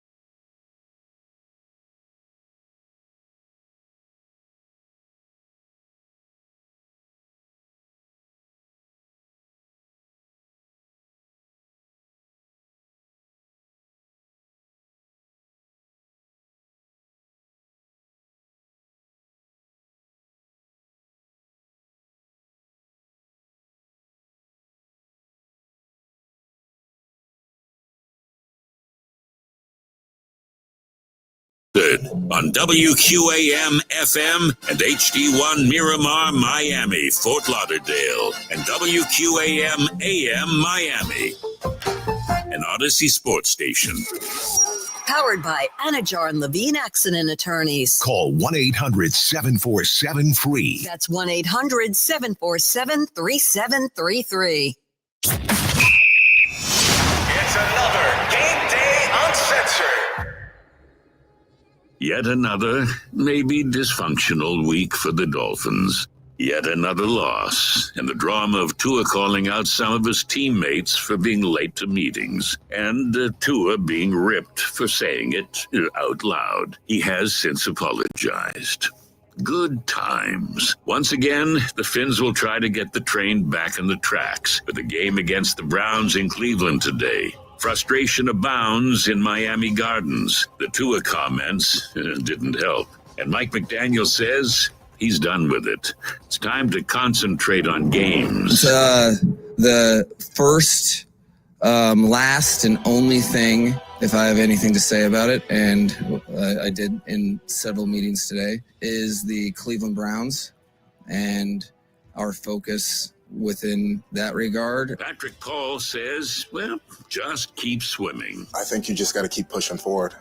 We have 11 more fights, and we have to find a way to try to win all 11. So just keep on pushing, and know that you could turn it around at any moment. It's, 11 more fights. We're trying to put it all behind us, too. This is Game Day Uncensored, the pregame show for real Miami football fans. Tobin, Solana, with Omar Kelly and Chris Perkins on FM 104.3 WQAM, Miami sports leader. Game Day Uncensored on FM 104.3 WQAM is brought to you by the Lexus Golden Opportunity Sales Event. Get offers on select models now through September 2nd. Learn more at Lexus.com. By Edmore Sawgrass Chevrolet. When it comes to scoring a rugged new truck, Edmore Sawgrass Chevrolet is the MVP of selection. Visit EdmoreSawgrassChevrolet.com and start shopping today. Remember, you're always backed by Morse. And by JM Lexus. JM Lexus has the best team in the business. A 4.8 Google rating with over 22,000 reviews and counting. JM Lexus, West Sample Road, Margate.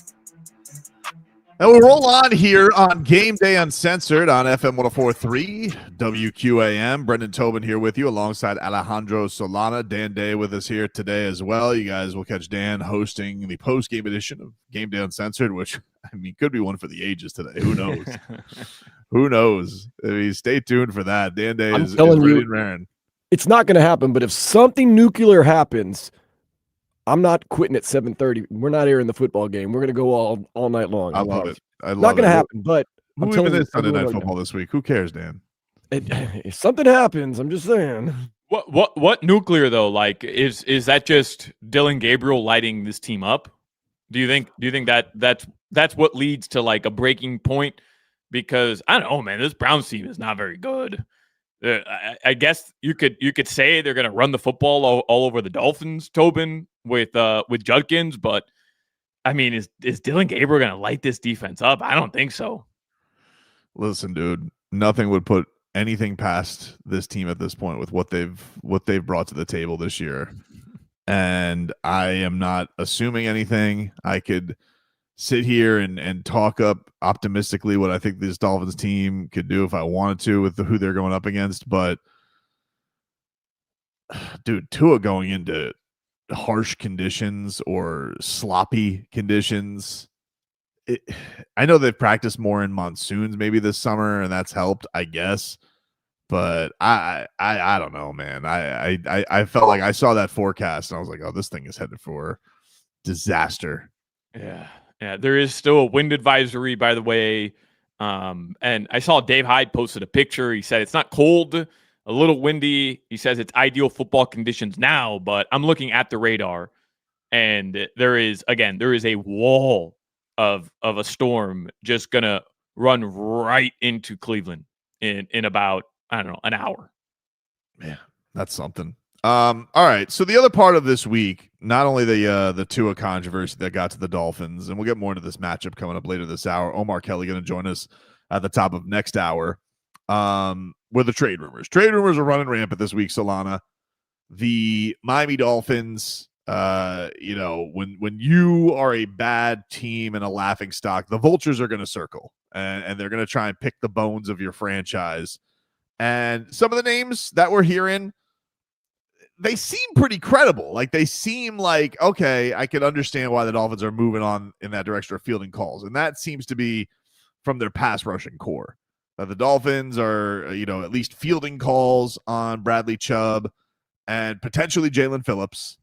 Those are the popular names. I wouldn't be surprised if Judon ends up in there as well. And then there were some more salacious ones, which were, hey, the Dolphins are even fielding calls on Jalen Waddle. They would even maybe, I don't know if you follow this Ricky Scoops dog fellow on social media, but he was saying, hey, the Dolphins are headed for a fire sale, and he's he'll come in with some bombs every once in a while, like the Micah Parsons trade. But it got to crazy hours this week, Solana, with like people claiming that Waddle took the Dolphins out of his Instagram bio. Now I don't know if he did or did not. I know it's not there now. But I don't know if it was ever there in the first place. So I don't know if we're just clickbaiting there. And then you have a bunch of Giants fans salivating because he's apparently following like a ton of New York Giants. So look, I love this stuff. I love being boots on the gram. I miss the days where we could look at Twitter likes. I miss the days where we could see when somebody followed somebody on Instagram and things like that. I love that stuff. I am all about the social media detective work that goes into trade rumors. But what do you make of all this, Solana? Are there rumors you buy? Do you not buy the Waddle stuff? Where do you think we're at with all this? Yeah, I don't know if I buy the Waddle stuff just yet because, look, you still have Tua Tagovailoa, and I'm looking at it from the Dolphins' perspective, right? Like, they still have Tua. They feel like, they paid him to be their franchise quarterback, and Tyreek Hill doesn't seem likely that, A, he's going to be healthy enough to be ready to go at the start of next season, and B, probably took his last snap with the Miami Dolphins, ultimately, I think. So you're going to get rid of the best target you have for Tua Tagovailoa at this point. Like, I don't buy that. I'm with you on boots on the gram.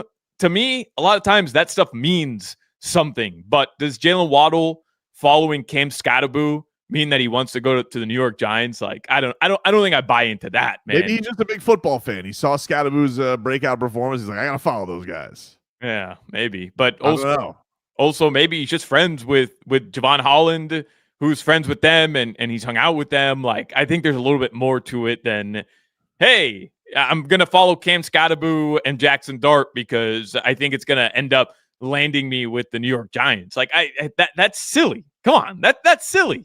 Is it? I don't know. I mean, I love this stuff when it comes, especially the NBA. I think this stuff is juicy when it comes to that. But I agree. Like, I think the Dolphins are in a position right now. Like, they would have to have their socks knocked off for a Jalen Waddle trade. It would have to be something like you definitely have to get a first round pick for them to even consider. And I don't know if anybody's offering a first for Jalen Waddle. That's where I'm at here. Hey, if first of all, I don't feel comfortable with Chris Greer making any of these decisions right off the bat. I don't feel comfortable with Chris Greer doing anything with the Miami Dolphins. Certainly not moving on from guys. I just don't. But if you're moving on from Jalen Waddle, if you're moving on from, I'm going to throw out another name, Devon Achane, you have to get in return a first round pick. And I don't think there's a team out there who's going to give the Dolphins a first round pick for Jalen Waddle, for Devon Achane. I don't think there is, because I don't think that's what their value would be on the market. I don't think you're going to get that back. Do you think there's anybody on this team that garners like the Laramie Tunsil haul? Like, that always is looked upon as a big pivot point of the franchise and, bared a lot of value for the Miami Dolphins. They got a ton. They didn't, it built whatever this is and what this era was. But I don't even know, like, I don't think just Patrick Paul. I mean, the linemen are few and far between, but who is the guy that really would garner some kind of return like that? I don't know if they have anybody like that on the roster. If you would have told me at the start of the season, hey, who could get a first round pick? The Tunsil haul? Nobody. There's nobody on this team that can get you the Tunsil haul. And by the way, I don't think the Texans made the brightest decision sending the Dolphins that much draft capital anyways. But the Tunsil Hall, nobody. I would have told you, hey, I think Jalen Phillips could get you a first-round pick. I think Tyreek Hill, if healthy and was having a good season, could have landed you a first-round pick from a team that, felt like they're a wide receiver away. But right now, Devon Achane's the only guy that I would say, hey, maybe there's a team out there that's going to send you a first. But again, you have to look at contract implications. Devon Achane is going to get paid, whether next offseason or the following. He's going to get paid. And is there a team out there that is going to say, hey, we're going to give up first-round pick for a guy that we know is going to demand a lot of money in either a season or 2 seasons? And people don't like to pay running backs that type of money. Like, there's a very select few of guys at the very top. Saquon Barkley is the best example, who make really, really, really high-end money as a running back, and teams don't like to pay them. So they're going to give up a first-round pick? I don't buy it, man. Even if you were to compare him to somebody like Christian McCaffrey, I don't even think Christian McCaffrey went. Didn't he go for like 3 seconds? Yeah. I don't even think he went for a first. So, yeah, it is a big question mark. So the Dolphins did address this week. First, let's hear from Mike McDaniel. He was asked about the trade rumors, and he said they're bull bleep. This is a time of year where there's a lot of trade rumors swirling. Do you ever feel the need to address that with players, to have those conversations if legitimate offers come in, or even if there's just a lot of outside speculation surrounding a particular player? Yeah, it's tricky. Just, for the record, all rumors about Miami Dolphins players are baseless currently. And that's unfortunate for I personally, not just this year or for this team personally, I don't this time of year kind of bothers me for the sake of the individual player that's having to answer questions about his long-term journey or potential, or has his where he's playing questioned on rumors or thoughts of other people. We're focused on the Browns, and I try not to give legs to any of those rumors. But if I was an individual player, probably wouldn't be the greatest thing to hear. But fortunately for us, is we got a team of players focused on the Browns, and I won't let them stray from that focus.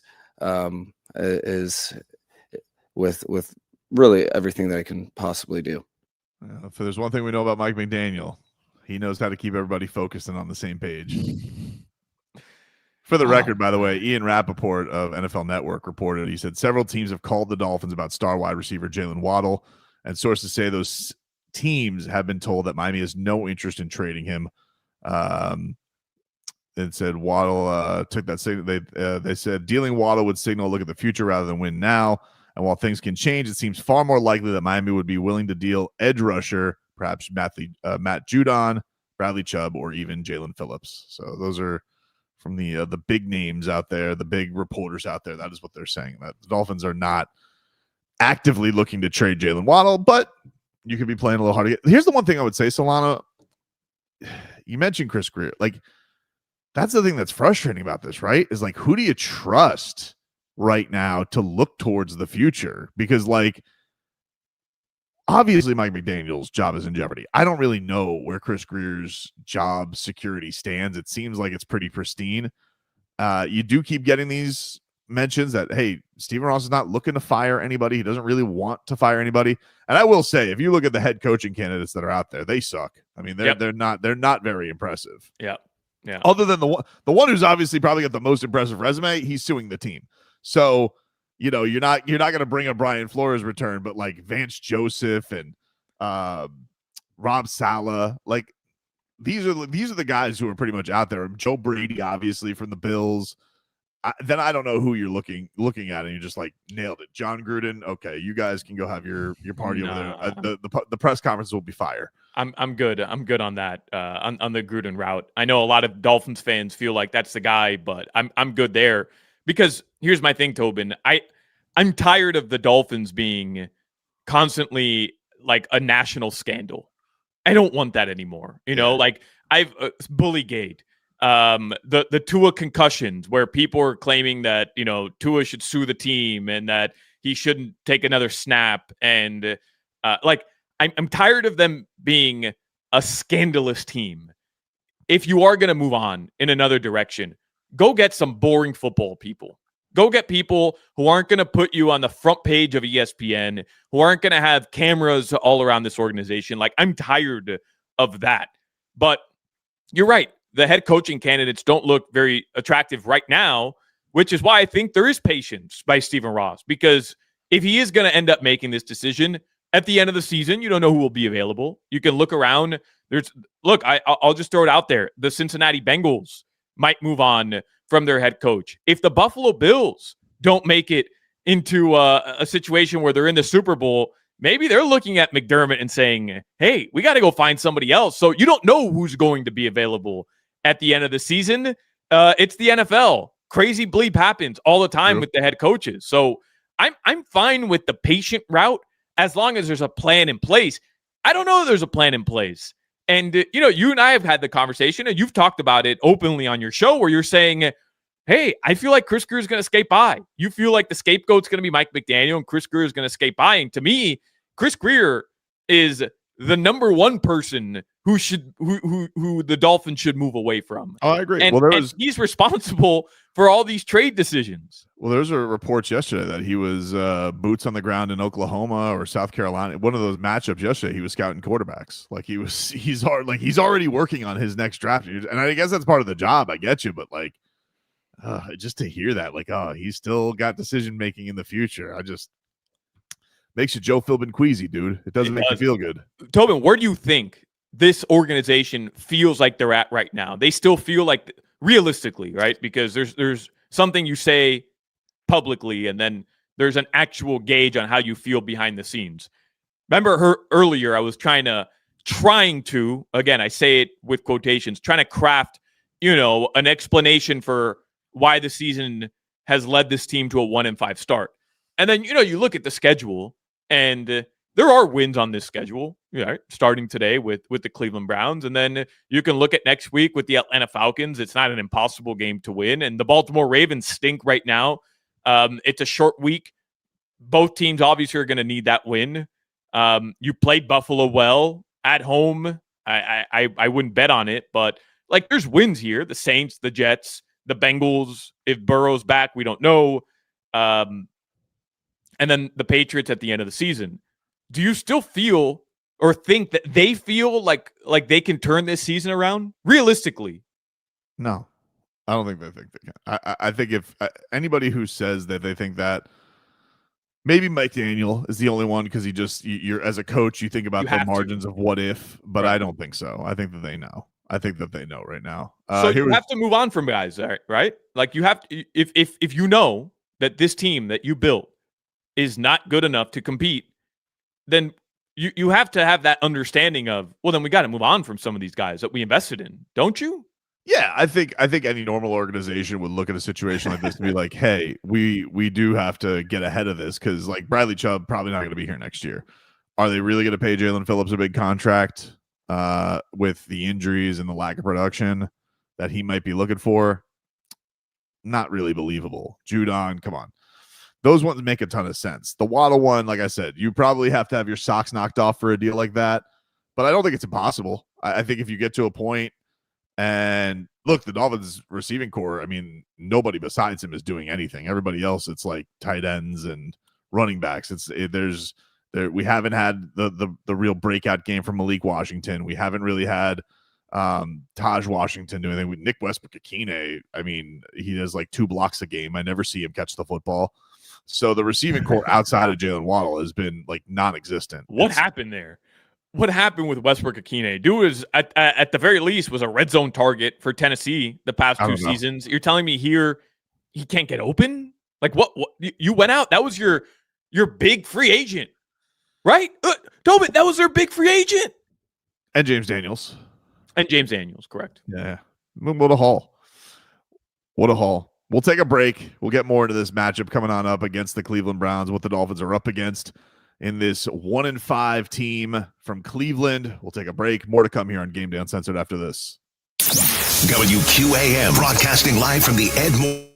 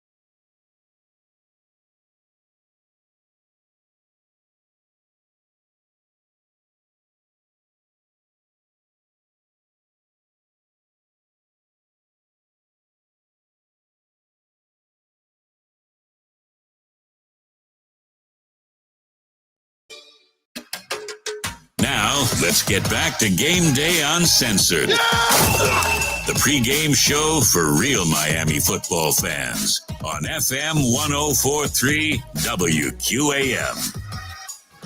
All right, welcome in, everybody. It is Game Day Uncensored here on FM 104.3 WQAM. Brendan Tobin alongside Alejandro Solana Dande here producing with us this morning. Let's get to some keys to the game, which are brought to you by Edmore Sawgrass Auto Mall. Shop exceptional Cadillac offers now at the 3-time Cadillac Dealer of the Year. Edmore Sawgrass Cadillac. Visit EdmoreSawgrassCadillac.com.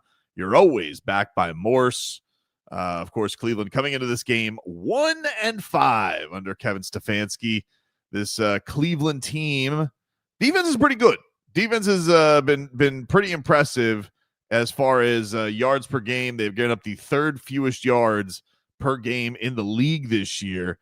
Do not take away the football, though. A little reminiscent of what the Dolphins were doing last year, where they weren't making a lot of impact plays necessarily. Like they are able to get after the quarterback a little bit, but they only have 4 turnovers, which is fewer than Miami. Remember, Miami started the first 3 weeks of the season not being able to get any turnovers.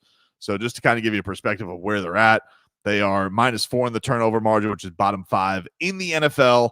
And, of course, they have Dylan Gabriel now starting at quarterback. Solana, anything in this team that has stood out that does worry you in this matchup?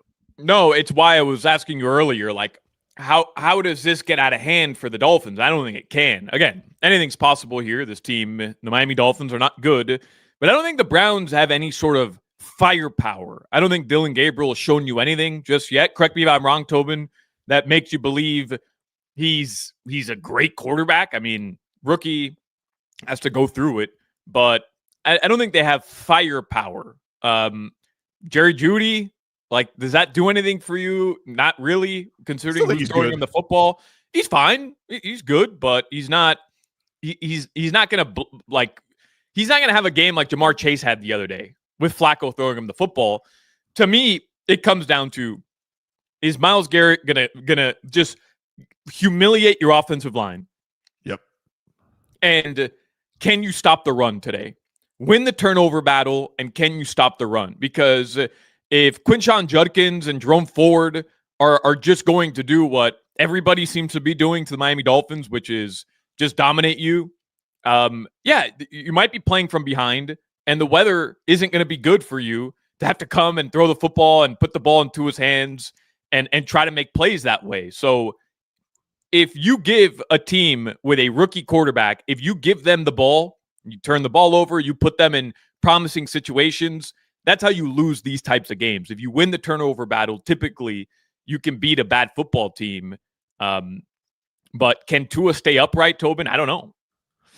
I mean, you need if there's ever going to be a game where the pass rush has to, pardon the pun, sack up a little bit and actually get after the quarterback and make some impact plays. This feels like the game. I mean, like, Pittsburgh was really able to get after him. 6 sacks on Dylan Gabriel. Is not the most mobile guy in the world, but we saw this with Bryce Young as well. Like, the Dolphins really had a tough time being able to corral him, and he's not exactly known as the most mobile guy in the world. Like, kind of, but like he's not one of these guys you go in and like, hey, that's a dual threat guy that we have to go after. So yeah, that has to be met with the Dolphins taking over in the trenches in this game and being able to make some kind of an impact. As far as Myles Garrett's concerned, yeah, I mean, there's no reason not to be terrified about what this man can do. Even if he's at the same level in sack production as Bradley Chubb this year, the guy's resume speaks for itself. Like, you know, he's terrifying. I would say, I mean, is there a guy, Salon? We were talking about this a little bit during the week about most terrifying players in the NFL. He's obviously number one, right? Like, is there anybody right now who you think stacks up with him just as far as menacing in the league? You have to face somebody like maybe Max Crosby, maybe TJ Watt. Yeah. But I don't know. I still think he stands above those guys. Micah Parsons in terms of like just sheer talent, but I don't think he's menacing. I mean, he's menacing, but I'm just saying. Yeah. I get what you mean. Yeah. Maybe Watt, like maybe, but for me, it's Myles Garrett. It's not even close. It's Myles Garrett. Patrick Paul, this was him this week. God love him. You know, I really like Patrick Paul's vibe. Very optimistic, Seems like he's got a very nice, just a nice way about him. I just saw a video of him walking through the tunnel. He's smiling. Just seems like a joyful guy. Nice guy. Like good vibes. Yeah, seems like good vibes. A jolly giant, if you will. This is what he had to say on taking on Myles Garrett. Yeah, definitely. He's an excellent player, and I'm really excited to go against him. But yeah, you could watch him. The tackle could be in great position, and he still wins. So it's just he's a very, very good football player. So this is gonna be really fun, and I'm very excited. So yeah. Whew. All right, man. Listen, good luck. Good luck. Because I feel like Myles Garrett, do you not feel like he looks at a matchup like this against a sophomore and a rookie left side of that line, and he's going to move all over the place anyway, but he's got to be licking his chops at this matchup. Oh, my God. Tobin, he was probably watching film and saying, oh, rookie, and then Cole Strange and Larry Borum on the other side? Yeah, this is why I get paid $150 million, because I get to play teams like this.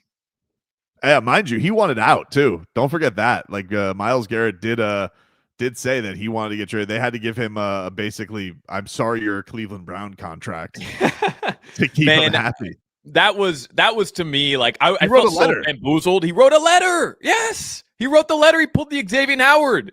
He pulled out the pen and paper. He signed his John Hancock on it, and he said, "I'm done with this organization. They're going nowhere.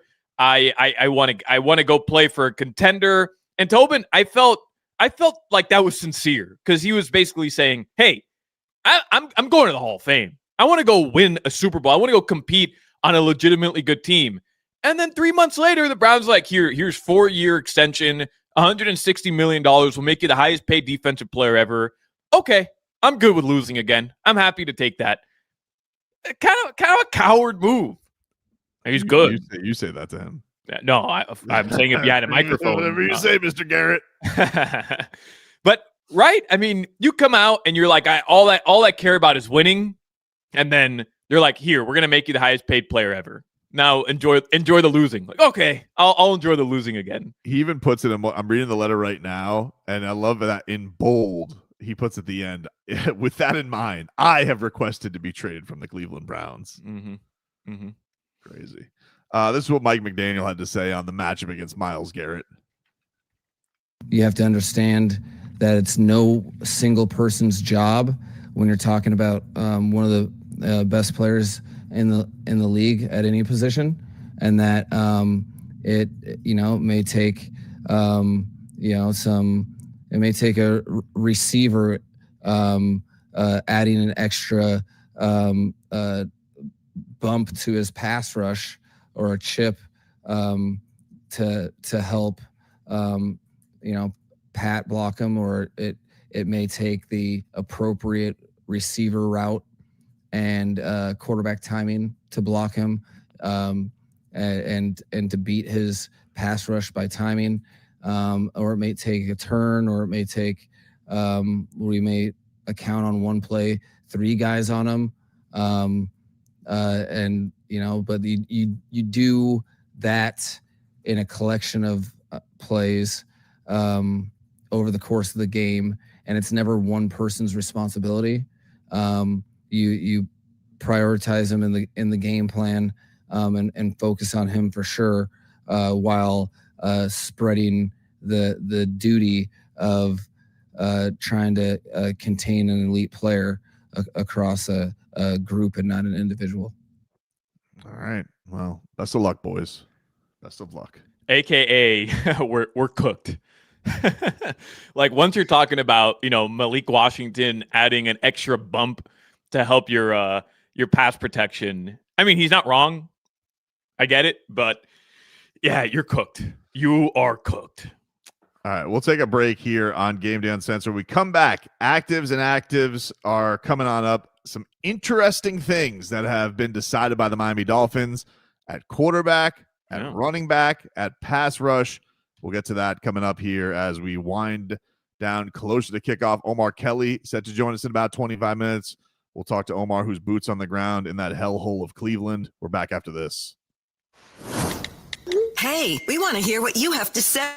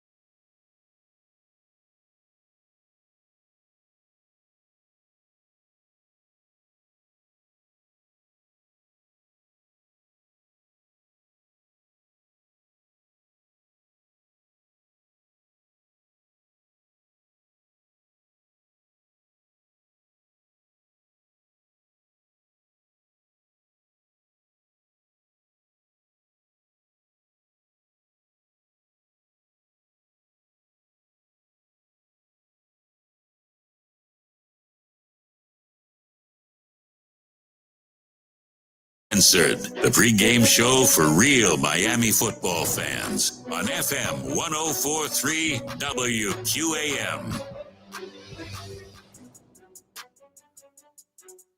All right, welcome back, everybody. It's game day, uncensored here on FM 104.3 WQAM. Let's get to our actives and inactives, which are brought to you by JM Lexus.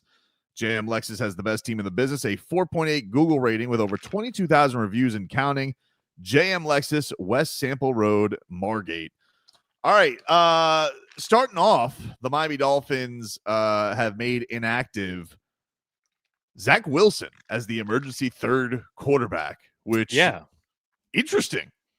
Very interesting, Solana. Is this the first domino to fall? I don't know. Hey, I don't know. It might be yours it on up, Tobin. Wow. Quinn Ewers is now available to go in to play for the Miami Dolphins on certain snaps. Interesting. Very interesting. Well, a couple things. Like, what? I mean, maybe Zach Wilson's dealing with something. We don't know. Maybe. But let's say he's not. This would show you that the Dolphins may be happy with the development of where Quinn Ewers is at. Also, we know we're going into a tough game with potentially bad windy conditions, and you have a quarterback. Well, that doesn't seem like it would be very prudent for him to succeed. What do you think here, Solana? What do you think this shows? So immediately, I think, okay, something wrong with Zach Wilson. But Tobin, correct me if I'm wrong. Zach Wilson wasn't on the injury report, was he? I don't think all week. So, I don't remember seeing Zach Wilson on the injury report one time all week. I'll double check that. Barry Jackson just tweeted out right now. Got some feedback on Ewers being number 2 today on the decision. Has looked very good as scout team quarterback. Dolphins love his arm and how hard he's worked. They feel he's now ready to play in game if needed. Okay. I mean, there's a lot of different angles you can take with this one. The first one that pops out to me is, hey, the guy you paid $6 million to be your backup quarterback already got jumped by a 7th round pick. That's not a great indication to how that entire backup QB process played out. But aside from that, I mean, Tobin, maybe if things kind of spiral here for the Dolphins and, they're out of playoff contention, you could make the argument like, what's the point of trotting Tua out there and risking a further injury, potential concussion if you have, a 7th round pick that you feel has progressed well in your system? Well, look, I think that also it's one of these things where you got to go with the guy you trust. If they do feel like Quinn Ewers feels like in his style, like he would take to the Mike McDaniel system more than a Zach Wilson. Zach Wilson may have the better arm just straight up. Everybody raves about his arm talent, but his decision-making, questionable. It has been in the past in his career. He's talked about the trouble that he's had to digest this whole system, and so maybe it was just a matter of time of experience, and now we're 6 games into the season, and they feel that. And then, again, I go to there could be conditions today where you may have a quarterback who just can't get it done, and they feel like they got to have another option to go there. It's interesting, Solana. It's definitely interesting because, we've talked about maybe the frostiness starting to get there between McDaniel and Tua. Yeah. That could be another thing where if Tua is making more boneheaded decisions that he feels like, you know what, dude, if I'm going to go down, I'm going down. I'm going down with another swing. I'm not going down with this guy. I read something from Kyle Krabs, who does a really good job covering the team. And he points out, for those who are still on the Tua is not responsible for the loss bandwagon, which, look, Tua won the game for the Dolphins last week and the defense blew it. So there's some truth to that. But overall, his numbers are down across the board. He mentioned that Tua and his intermediate passing game is just obsolete. He's 10 of 17 through 6 games in passes to the same intermediate area of the field, which are 10 to 19 yards of air depth. The completion percentage is down 15% from the previous 3-year standard. And he goes and he highlights all these areas where Tua is just not the same quarterback. And Tobin, you're right. This is the first time this past week where there was a rift between McDaniel and Tua, and maybe McDaniel is saying, "Hey, look, like I've got to have a backup plan because as much as I'm attached to the hip at Tua Tagovailoa and his success, I've also got to look out for my job. I've got to put myself in a position to win games. And if Tua's going to continue to not be the person to help him, maybe he is willing to kind of just say, F it, send it in. Quinn Ewers, let's go." Look, I didn't read that article by Krabs, but I love when numbers back up what your eyes are telling you, right? Yeah, and I say this as somebody like, listen, for the people who make fun of me and say, oh, you're a Tua, Anan, or Anir, or whatever stupid nickname you kids have come up with these days. This is actually where you get more credibility because where you're not looking for Tua's downfall. It has been obvious to the eye that dude has not been nearly as sharp as he has been in years past. I mean, these throws that he used to, the place where he lived, and everybody's even said this, he lives in the middle. I mean, that's where his comfort zone is. And dude, he is airmailing throws. He's throwing even more hospital balls. He's putting guys in bad positions. He's just not as sharp. He's not. The arm thing's always been a thing. That's always going to be a thing. Even though he's, he would be a guy who could get explosive plays to Tyreek Hill. We know that. Right? It's a lazy thing. The thing that always made him encouraging is because he could get those throws over the middle on good timing. He just doesn't trust himself. He doesn't trust the timing. He think he's put some revelations on the whole health of his body and where things are at. It is very obvious to the eye that this guy is playing the worst football of his career.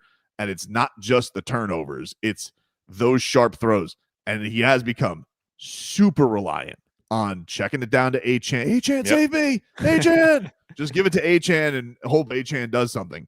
But those routes that he's missed, why we saw Tyreek Hill losing his mind. It's like, dude, what, that was supposed to be your superpower. If you don't have that, then he's gonna be an obvious average run-of-the-mill quarterback if he can't do the things that he's elite at, and he hasn't this year. Yeah, it's those passes in the middle. It's why I referenced this article. Just let me read this to you here. So from 2022 to 2024, that includes 22 and 2023, which were Tua Tagovailoa's 2 best seasons as a starting quarterback when healthy. He attempted 294 passes between the numbers that traveled 10 to 19 air yards downfield. He completed 215 of those 294 attempts. That's good for 73.1% completion percentage and 3,780 yards. That's 12.86 yards per attempt, 10 touchdowns, and 9 interceptions. That's good, Kyle Krabs writes, for an NFL passer rating of 113.69 across a 3-year sample size. And then I just read you, through 6 games, Tagovailoa is 10 of 17 in passes to the same intermediate area of the field, 10 to 19 air yards of depth. That completion percentage is a 15% drop from his previous 3-year standard. He's thrown for only 150 yards. That's 8.82 yards per attempt, a drop of 50% from that same 3-year sample size. He's logged 0 touchdowns in this space and a whopping 4 interceptions. The passer rating is down to 48.28 on targets between the numbers of 10 to 19 air yards of depth. His ace, the thing he was best at, has dropped immensely. Yep. He's regressed in that area, and that's why you're seeing a different quarterback right now, a guy who can't consistently be elite. We saw it at times from 2022, 2023. He was elite most of the game, at the very least in that area of the field, and he doesn't have that in him right now. The other inactive should mention Matthew Judon, inactive today. They brought up Quentin Bell. So that's interesting also. That's an interesting one. Special teams taking a big knock today, huh? Yeah, of course. Cedric Wilson, of course, a monster signing by Chris Greer, signing a guy who just had his knee done. He is inactive. Elijah Campbell, we knew was going to be inactive today. Storm Duck remains inactive as he's working his way back from that ankle injury. Taj Washington back inactive today. and Zeke Biggers is inactive as well. So those are inactive. One name you will know that I did not mention, Jalen Wright. Jalen Wright appears like he's going to get some action today. So Jalen Wright is active for the Miami Dolphins. But obviously, the big one is Zach Wilson has been knocked down to emergency third QB. Again, another great signing by Chris Greer, giving him $6 million guaranteed. Yeah. Bravo by you, Chris. Jalen Wright's interesting, right? Because you would think this is the type of game for Ollie Gordon, wouldn't you? Sloppy conditions. He's I don't want to say he's a power back because we haven't really seen him be powerful, but he runs hard. He certainly has that build in him, and I know it's kind of looked bad for the run game, specifically anybody not named Devon Achane over the past couple weeks. But I still think there's an upside to Ollie Gordon. And to not have Jalen Wright active the past couple weeks and then today bring him back. I guess the idea is you're going to run the football a lot today because of the weather. I guess that would be the idea. Or maybe Ollie Gordon just hasn't proven that he can be relied upon. I think also with the weather, what you have to be careful of is like, dude, what if he twists his ankle? Like, what if something like that happens and you're just going to have Devon Achane? So I think if you were to say like, hey, what's a more prudent guy to have active today, Taj Washington or Jalen Wright? It's probably more prudent to have Jalen Wright active. Right. That's what I would guess. And yeah, we've all been kind of waiting to say, hey, can Jalen Wright do anything? I don't know if this will mean that he'll get a ton of snaps, but I think that's probably what it goes into. Is like, let's be real about it. If we were one snap away from losing Achane or Ollie Gordon, then we're not gonna have anybody else. No other change. If they need a break or they have bust out a big run, we're not gonna have anybody. Who are you gonna hand it on? I mean, they don't use Alec Ingold for short yardage. They only use him for wheel routes now. So I really thought that. Did you think that play was getting picked off last week, by the way? Oh, 100%. Gameday, did you think that play was getting picked off last week when he threw it to Alec Ingold and Derwin James was all around him? Yeah, I just didn't expect the defender to let it go through his hands. That was scary, man. I don't understand what we're doing with Alec Ingold, man. Like, make it make sense to me, Tobin, because I can't. And by the way, I looked it up. No appearance of Zach Wilson on the Dolphins injury report. So this looks to me, and we'll find out after the game for sure. Maybe something happened, but this looks to me like purely just Quinn Ewers beat him out this week, I guess. Sounds like it. Maybe Quinn Ewers showed up to the players only meetings more than Zach Wilson did. Zach's like, yeah, sorry, man. I was hanging out at Blue Martini, Inactives, by the way, for the Cleveland Browns. The big one we knew going into the week for Miami Hurricanes tight end, David Njoku is inactive with a knee injury. Another one of note that we were trying to check out was Mason Graham, who is, of course, the teammate of Kenneth Grant for the Michigan Wolverines. He was questionable this week, but he looks like he is going to be good to go. He's been dealing with a knee injury. So those are those were two ones we were definitely keeping an eye on. Their inactives for today are Jarek Bernard-Converse, a cornerback. He's out. Raheem Sanders, Mike Hall Jr., and Jack Conklin, in addition to David Njoku. So those are your inactives for the Cleveland Browns going into this matchup. Hey, Tobin, I'm just kind of perusing social media here, and Chris Kaufman, I think it was Chris Kaufman, he makes a pretty good point where, hey, maybe, the Dolphins would, because we were talking earlier, hey, would they entertain some trade offers for a couple guys? And somebody we didn't bring up was Zach Wilson. Mm-hmm. And, that is interesting from the standpoint of this season's lost. What's the point of trotting a quarterback who you think helps you win games than Zach Wilson? If Tua did have to miss time, or if you just decide to kind of shut it down for Uno, why not go with Quinn Ewers? It's kind of a win-win. If he shows you flashes and, hey, maybe you've got something. And if he doesn't, then you're kind of positioning yourself better for a draft pick.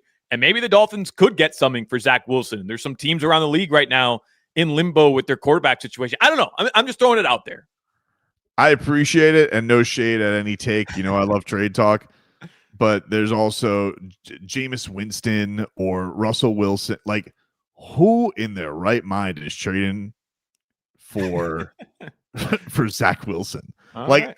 I don't understand how the guy got like. He must have the greatest agent of all time, because I saw some of these contracts go around for backup quarterback. He got $6 million guaranteed for what? Yep. He didn't even play last year. $6 million guaranteed. I don't understand that. And he's like, I'm going to do something real cute coming in here. I'm going to be zero.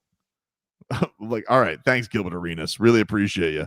Like, glad you decided to revolutionize the numeric system for the quarterbacks. Just wear a normal backup quarterback number.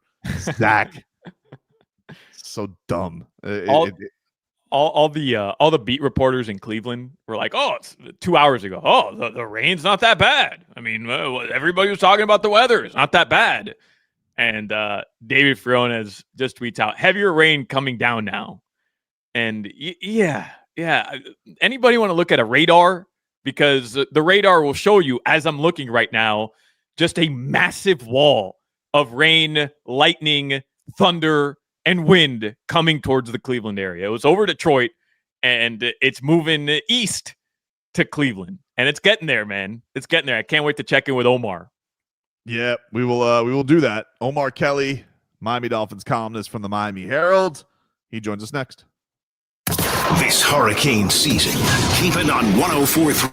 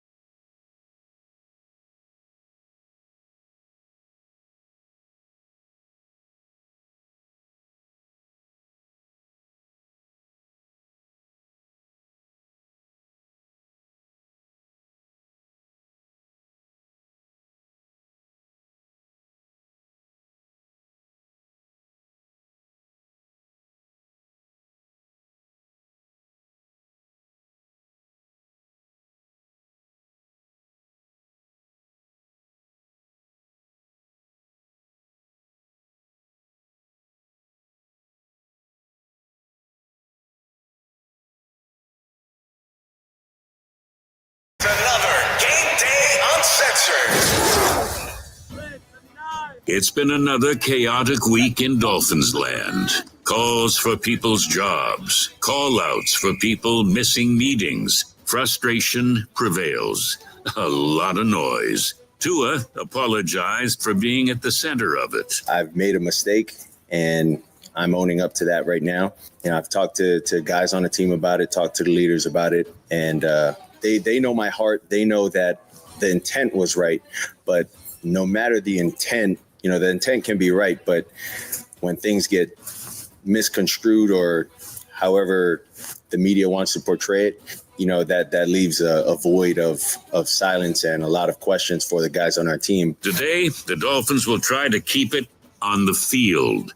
They're in Cleveland for a tilt with the Browns. Zach Sealer just wants to play football and win. I'm frustrated. We're 1-5 right now. We need to start building together on everything we just talked about and really kind of just pull these wins in and you start building. You go 1-0 this week and just go from there. Let's play the game. Nothing else. Sounds good. In just a bit, the Dolphins and Browns will kick it off. We're kicking it off now with Gameday Uncensored, the pregame show for real Miami football fans, with Tobin and Solana, Omar Kelly, and Chris Perkins on FM 104.3 WQAM, Miami's sports leader. Gameday Uncensored on FM 104.3 WQAM is brought to you by the Lexus Golden Opportunity Sales Event. Get offers on select models now through September 2nd. Learn more at Lexus.com. Edmore Sawgrass Chevrolet. When it comes to scoring a rugged new truck, Edmore Sawgrass Chevrolet is the MVP of selection. Visit EdmoreSawgrassChevrolet.com and start shopping today. Remember, you're always backed by Morse. And by JM Lexus. JM Lexus has the best team in the business. A 4.8 Google rating with over 22,000 reviews and counting. JM Lexus, West Sample Road, Margate. And welcome back in, everybody. It's Game Day Uncensored here on FM 104.3 WQAM. Brendan Tobin here with you alongside Alejandro Solana. Dan Day producing for us here as we got ourselves a doozy coming up, ladies and gentlemen. Dolphins and Browns from Cleveland. Let's go. It started to rain. Let's go out. Let's talk to Omar Kelly, Miami Dolphins columnist from the Miami Herald. Always kind enough to give us his time here on Game Day Uncensored. Hello, Omar. Hello, gentlemen. How are you? Good. Kind of a juicy inactive report with Quinn Ewers now the backup quarterback. What'd you make of that, dude? About time. Wow. Oh, okay. All right. But no. Why? Listen. Why? Because Zach Wilson just hasn't looked good, or Quinn Ewers looked better, or just because? I think that two things. One, at 1-5, you need to be focused on the future. Zach Wilson has nothing to do with your future. He's on a 1-year contract for $6 million, and you're very aware he's not worth $6 million. If you can trade him to a team that possibly wants him, let's do it. He has no future here with the Miami Dolphins. And Quinn Ewers showed a little bit of upside in the offseason. If Tua somehow managed to suffer an injury, there was absolutely no reason that Zach Wilson was going to play, because Quinn Ewers, you need to know what you have there, if you have anything at all. All right. So is this and the second point? And the second point of why this was important is because at 1-5, you better be looking at everything that has to do with your future, not wasting time with a veteran. Is there a scenario? Sorry, Tobin. Is there a scenario in your mind today, Omar? If Tua comes out, Dolphins offense just kind of looks anemic and they're not moving the football. Is there a scenario in your mind where Mike McDaniel says, "F it, like I got to do something here. I'm going to go to Quinn Ewers"? Absolutely not. Tua still takes 99% of the snaps during practice. The backup rarely ever gets any work. I'm not even sure, they get enough work to be comfortable with the game plan. I'm sure the Dolphins have a game plan for Quinn Ewers if he's put in a game. But the whole point of when you have a 2 and a 3, one of them's the backup and one of them gets the scout team ready for the week, gets the defense ready for the week running the scout team. It's I'm not sure there was much of a benefit to Quinn Ewers. Yeah, actually, there was a benefit to Quinn Ewers getting the defense ready because realistically, he needs to see that speed of the game, see that caliber of talent around him, and so that he can develop faster. I just don't see any upside in Quinn Ewers, so why am I putting any effort into him? Maybe he's having really rambunctious scout team only meetings. Maybe he was late to some. It's player film studies, or maybe he just wasn't prepared for each opponent. I mean, I've heard. I think it was Willie Gay talked about it. He was like, yeah, sometimes when you're the backup and you're not playing a prominent role, and you're basically just there and you're not expecting to play, you might take your foot off the gas a little bit. And truthfully speaking, if you're an NFL player, you have to prepare like you're going to be a starter every single week. Oh, nothing worse, Omar. When you get stuck into a Zoom call that you have no business having to be in, is there anything worse in work? Like, does the Herald ever have, like, we have an all-staff Zoom call and you have no reason to be on that call? Is there anything worse? Everything is an all-staff Zoom call to me. Just let me do my job and leave me alone. I think my boss knows that to perfection. I will do my job. Just let me do me and leave me alone. Omar, how do the Dolphins win this game? I'm looking at video right now. It looks like the wind is picking up a little. The rain is coming down. I've had an eye on the radar, and it's just like a wall of just nastiness that's going to be over Cleveland at 1 p.m. How do the Dolphins win this game realistically? Because I don't think the Cleveland Browns are very good. I know their defense certainly has some talent, and they've looked good, but I still think the Dolphins are a better, more talented team. What's the route or the path to victory today? You sure Dolphins are a better, more talented team? I guess I'm not sure. I'm not sure, but I think they have a better offense. You know how I look at the Dolphins now? You know how you're looking at the Cleveland Browns and you're saying, oh, yeah, that should be a win. Circle that game. Okay, what opponent is not circling the Miami Dolphins right now? Right. Like name the opponent. Like, I'm sure the Cleveland Browns looked at Miami and was like, oh, yeah, we should be able to get that game, and circled them. So to me, it's going to be a game of don't turn the ball over. Now, fortunately for the Dolphins, the only person who's fumbled the ball, well, I shouldn't say fortunately, the backs haven't fumbled the ball this season. So Tua Tagovailoa is the only person who's fumbled the ball. We all know that Tua generally takes care of the ball, except when he turns it over in bunches. But that's a crazy thing to say, Omar. I love the people who get that inside joke. Like, I don't know if our relationship has ever been the same since. But what was I going to say? It's as long as they don't turn the ball over, and that's going to be a tricky thing to do because obviously it's a wet ball game. The last time we really saw Tua in a wet ball game was Tennessee in 2020, and that was the end of the Brian Flores era. They were competing for a playoff spot. They needed to win to get in, and Tua and the team dropped the ball. Tua could not throw the wet ball, had to actually go to visit his brother in Washington in horrible weather to go actually practice throwing wet balls. That was Omar. I was there in Tennessee for that game. That was one of the worst displays of quarterback play I have ever seen in my entire life. Now, that was a long time ago. I'm willing to overlook it, but that was without a doubt one of the worst displays of quarterbacking I've ever seen. And I don't know if a couple reps up in Maryland in some nasty weather is a difference between Tua being able to be elite in a game like this or not, especially considering he hasn't been elite this year. Yeah, and the one thing I will say to his benefit or to the team's benefit, they have practiced in weather like this not this week, but the previous week.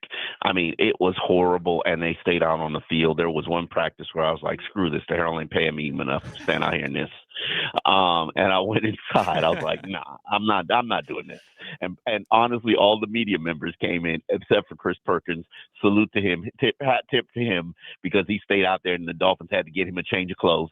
But yeah, it's they practiced in it, but do we know if Tua can throw a wet ball? I don't know. I still don't know.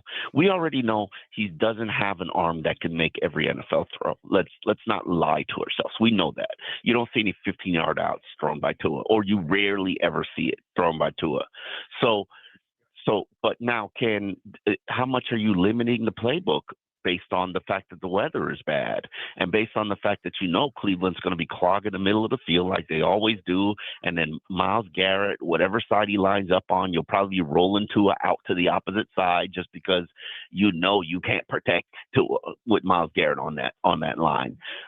So it's going to be interesting to see. This is, everybody's going to put it all on Tua because it is always on Tua, but to me, this game is going to come down to the trenches. The Dolphins are allowing 60.5 rushing yards more than the NFL average. Oh my God. The NFL average. So they are literally giving up nearly 1,000. If it was 65 yards, it would be 1,000 yards more than the NFL average, if you can imagine that. So that's how bad they are against the run. They still haven't found any answer. We're 6 weeks in, and the Dolphins, they got to run the ball consistently. They got to protect their quarterback, and we all know what this offensive line is. Yeah, you mentioned it a little bit there, but I bless Patrick Paul's heart. I really like his energy. Like, he seems like, I can't wait for this matchup against Myles Garrett. Yeah, I'm very terrified about this. Like, I don't know if there's a more terrifying guy in the league right now than Myles Garrett, but I know against this line, I'm just like, he's basically at a buffet. Like, it feels like he could pick whoever he wants. Yes, absolutely. I mean, he's going to be blocking too, but it would benefit the Browns if they put Myles Garrett on the other side and bore him and go after to his blind side. That would be the great strategy because I'm sorry, Patrick Paul is not going to win every snap, but he's going to handle himself in the majority of snaps. He's too big, he's too strong. So I can see why Patrick Paul is excited about the matchup because he's really that deal. We talk about the trade deadline and who could go and who could not go. Interestingly, Matt Judon is not active. So, maybe a team that's interested in Matt Judon, you can have him. Same thing with Zach Wilson. I think you can have anybody on this team except for Patrick Paul. For the right price, you can have anybody but Patrick Paul. That's how well he's played so far early in the season. Yeah, and you mentioned that, Omar. We talked to you last week, but you came on our afternoon show. You said, hey, if the Dolphins lose to the Chargers, it's time, right? Like, it's time to kind of start gutting this roster and start looking at the future. Does a win today, in your mind, change how the Dolphins approach the next couple weeks? Does a win today kind of give them hope that, hey, look, they're only 3 games out of the division? As silly as it sounds, like, do you think there's still the mindset within this organization? I'm talking about higher up, right? Not the players. That there's an opportunity still to turn the season around and at the very least try to compete for a playoff or a wild card appearance. Absolutely not. We are open for business. And the Dolphins should be operating in that manner. And if you're not going to be part of this team in 2027, 2028, you should be on the trade block. Do you feel like it's prudent to have Chris Greer be in charge of all that stuff, or is the damage done? He's going to be anyway. Come on. Of course not. Of course not. I don't feel it's prudent, but I also feel he's going to be here for circumstances and situations that played out in 2019 that, he had a part in or was behind the scenes on. And that's just what it is. That's just the reality of it. Now, as Chris Greer wisened up and realized that, this organization and this team, what has been built is going nowhere, I'm sure he has. And there's really only one man who built it. So Now, why? what will happen to that one man? I have no idea. But I could tell you, it's not going to happen mid-season. I would be shocked if Chris Greer is removed at any point this season, if at all. But so you think it's going to be a change at the head coaching position, and that's pretty much it. Change. I think change at the head coaching position. Maybe you hire somebody and you put him ahead of Chris Greer, director of football operations, or you move Chris Greer to another position, or you just tell Chris Greer, he's ultimately going to get a salary anyway. But that stuff we could figure out later on in the season. I don't really think it's relevant to what's going on now, except for everybody in the fan base wanting a body. And truthfully speaking, Steve Ross is not going to give you a body unless he's embarrassed. And while this is embarrassing, he's not necessarily embarrassed yet. Omar, before we get you out of here, after all the Tua controversy of the week, was there anything that stood out to you player reaction wise in that locker room that you think can be a hangover on this, or do you feel like it's all behind them? I actually saw players working extra on the field afterwards, young players who needed it, and that wasn't something that I'd seen the previous weeks before that. I think Tua's comments, I know everybody's, he violated the locker room code. He spoke, he put family business out there in the public. And these are all things true. These are all things true. But ultimately, Tua asked, are you doing everything you possibly can to get this thing turned around? And the answer was no, generally for most of them. And if your expectations or your standard for Tua is to do everything he possibly can to get it turned around, why aren't you running extra routes on the field? Why aren't you working on pass protection? Why aren't you working with the judge? Why aren't you doing extra snaps with the backup offensive line coach? Why aren't you riding the bike for 15 minutes after practice to get your stamina up? And those are things that I saw. And I've seen them from time to time, and then sometimes I don't see them. When you start the game, start season 1-5, I should see them. Omar, really quickly, Tobin. Omar, what'd you do in Cleveland yesterday? Are you enjoying Cleveland? I have. Here's a little secret. I take the last flight out. I got in at 12:30 a.m. I enjoyed Miami. And then I flew to Cleveland on the last thing smoking. The only downside to that is by the time I get here, I'm starving and there's nothing to order. Nah. Sorry, So they don't have anything good. You have food.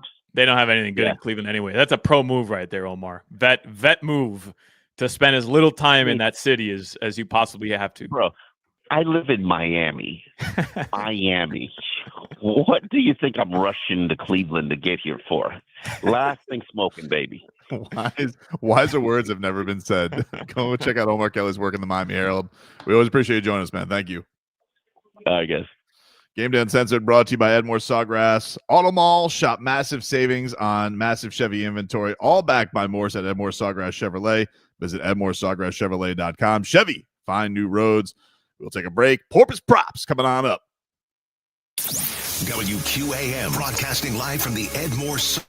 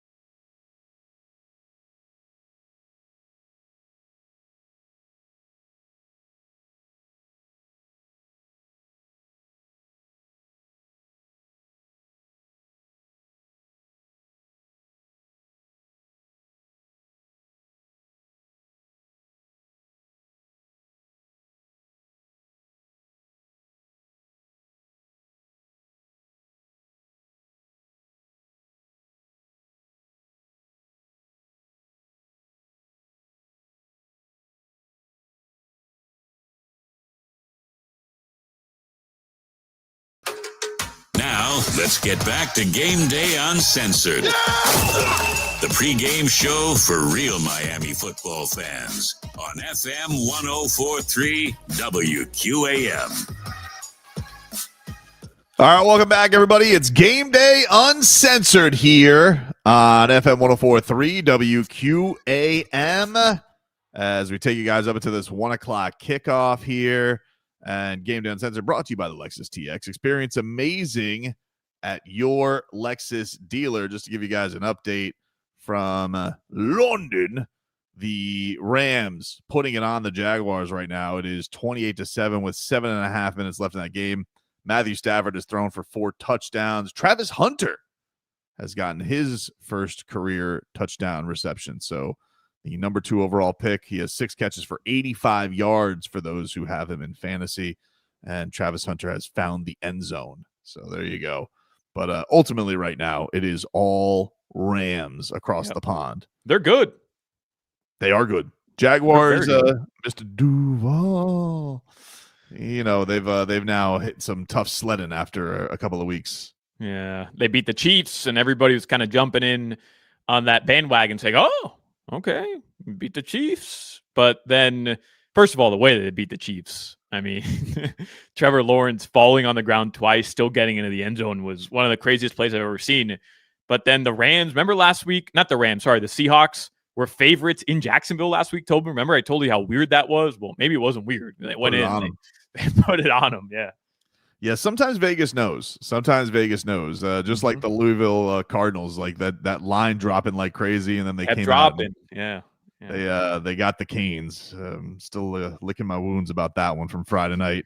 Panthers. I saw the Pinks one. I'm happy for Messi winning the Golden Boot, and all that. I don't even know what that is, but I'm happy for him. Do you really not know what it is? Because I assume it's some kind of MVP. Is that what that is? Is it Offensive Player of the Year? What is the Golden Boot? No, it's the leading goal scorer in MLS gets the Golden Boot. Great.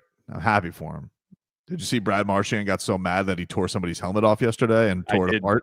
I did see that. Yeah. Panthers kind of stink right now, man. 4 straight losses for the Cats. What the hell is this weekend? Anyway, it is that time, ladies and gentlemen, where we get into some action. We like to call this Porpoise Props. It's time for... I don't know about you, but that looked like money. Porpoise Props. Hopefully you didn't jinx us. Props. All right, Solana, we got a little Porpoise Props action here today. If you look at the anytime touchdowns, the usual candidates right up there. Quinshon Judkins is the overall anytime favorite touchdown favorite, minus 130. Devon Achane is minus 105.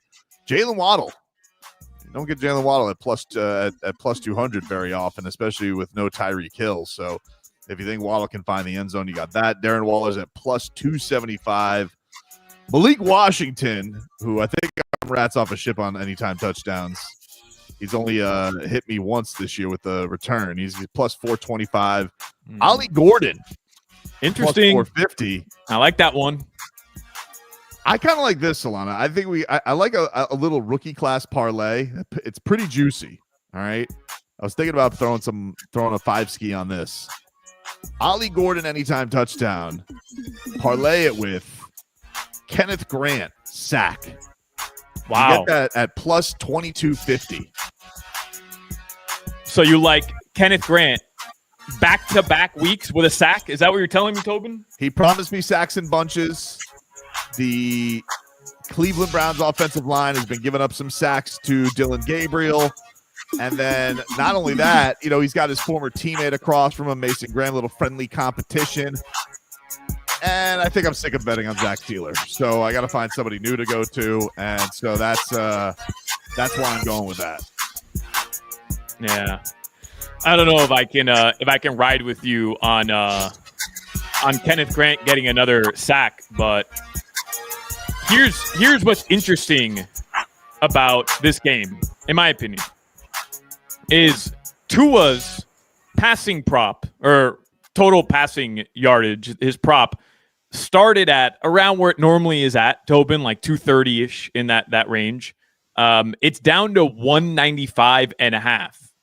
I mean, people just saw the weather and they started hammering the under on all of these passing yardage props, including Tua Tagovailoa. You're telling me Tua's not going to throw for 200 yards in this game? Like, that's how bad the weather is? He's not going to throw for 200 yards? I don't know, dude. Do you really believe he's going to throw over 200 yards? Oh, man. I go back to that conversation I had with Omar where I saw Tua in one of these games in Tennessee and it was awful. That was 4 years ago, man. Like, you have to be able to execute your offense, don't you? I mean, 191. That's the lowest you'll get to a passing prop all season long. 191. Don't you think it got hammered to a point where it's so low where there's some value to betting the over? All right, well, let me give you his game logs this year, okay? Here's what Tua's done each game. All right, first week, 114 yards. The week after that, 315. The week after that, 146 to the Bills, 177 against the Jets, 256 a season high against the Carolina Panthers, and last week 205 yards. So I understand why you have that, but bad weather can and all that. Just keep that in mind. That's okay. You know, he hasn't cracked 200 in half his games, and that is in good weather. All right. So under is what you're telling me. I don't like betting unders personally. I'm not a big betting unders guy. I think it's a weird thing to root for. I like to bet, but I personally would just stay away from it if you feel like Tua's going to go out there and okey doke him and sling it all over the place. I'm not telling you not to bet it. I was just curious. I was curious how you're feeling about that dropping so much. Dylan Gabriel, anytime touchdown, does that do anything for you? What's it at? I'll tell you right now. Dylan Gabriel, anytime touchdown is for him to score? Yeah, plus 1,000. No, that doesn't do anything for me. And Ollie Gordon, will you ride with me on a Ollie Gordon anytime touchdown? You get down into the goal line. I am putting. I already bet that. I'm doing the rookie parlay. I'm doing him and I'm doing Kenny G to get a sack, and I'm going heavy odds there. I'm going to bet. I'm betting Julian Hill today. I'm back on board. I feel like he's close. Perk got me with that column this week too. I was like, I love this guy. You know, so I'm riding with him. I feel like I got to parlay Achane with something. I don't know if I just want to do Achane, you know, just because it's the safest bet. Like he's always fine in the end zone. But I also feel like Salam, like how many touchdowns are there going to be to go around? You know, right? Like, this feels like it's going to be a low scoring game. Achane, how about Achane over receptions, over 4.5 receptions? It's at minus 105. That I like. Check down City already between them. You mix in the slop fest we're expecting because of the rain. Achane over 4.5 receptions. I like that. What about Julian Hill over 2 catches? He's over under 1.5 with a plus 105. I'll ride with you on the flyer for a Julian Hill anytime touchdown because I have a feeling it's going to hit at some point. But enough with the Julian Hill props. Like you're gonna lose your mortgage money on betting Julian Hill receiving. Nobody has to know. He's gone the last 2 weeks though. 4 catches and 3 catches. You know, he's in the zone right now. You know, you don't think he's good for a couple of 8-yarders? No. Maybe a couple, but Dan, you with me? Julian Hill, couple 8-yarders? No. Oh man. No. I don't think I can put money on that, man. No. Anything wet your whistle this week, Dan? Anybody you're looking at? The Tua over-unders got me interested. I could see it going over, but then again, you throw out the numbers, and some of the numbers have been in the weather, and I can't be duped again. No, I'll go with the under on Tua passing. You know what's on Hard Rock right now? I can't bet Chop Robinson. Is Chop Robinson? Chop Robinson's healthy today, right? I can't bet him on sacks. I was kind of feeling like Chop Robinson sack today, but I don't see it. That's how bad he's been. Yeah. Jalen Phillips redemption arc today. Does that wet your whistle? Nah, he can't get my money. He's gonna have to show me something. He can't get my money. You can get JP right now, 1 sack at plus 185. You don't like that? The redemption, the redemption after not being able to bring down the game-winning sack a week ago. All right. What about a Waller anytime touchdown? Well, don't let me convince you. I mean, I'm just spitballing here. If you go Waller anytime touchdown and Jalen Phillips sack, you can get that at plus 1,000 if anybody's interested. Waller's 275 right now, Dan Day, for an anytime touchdown. Those are your Porpoise props, ladies and gentlemen. We'll give you some final thoughts, look across the league at the scoreboard upcoming here at 1 o'clock, and we'll give you our player to watch, predict the game ball before we get out of here on Game Day Uncensored. Back after this. Scott Graham here from Westwood One. The Sunday Night Primetime Spotlight.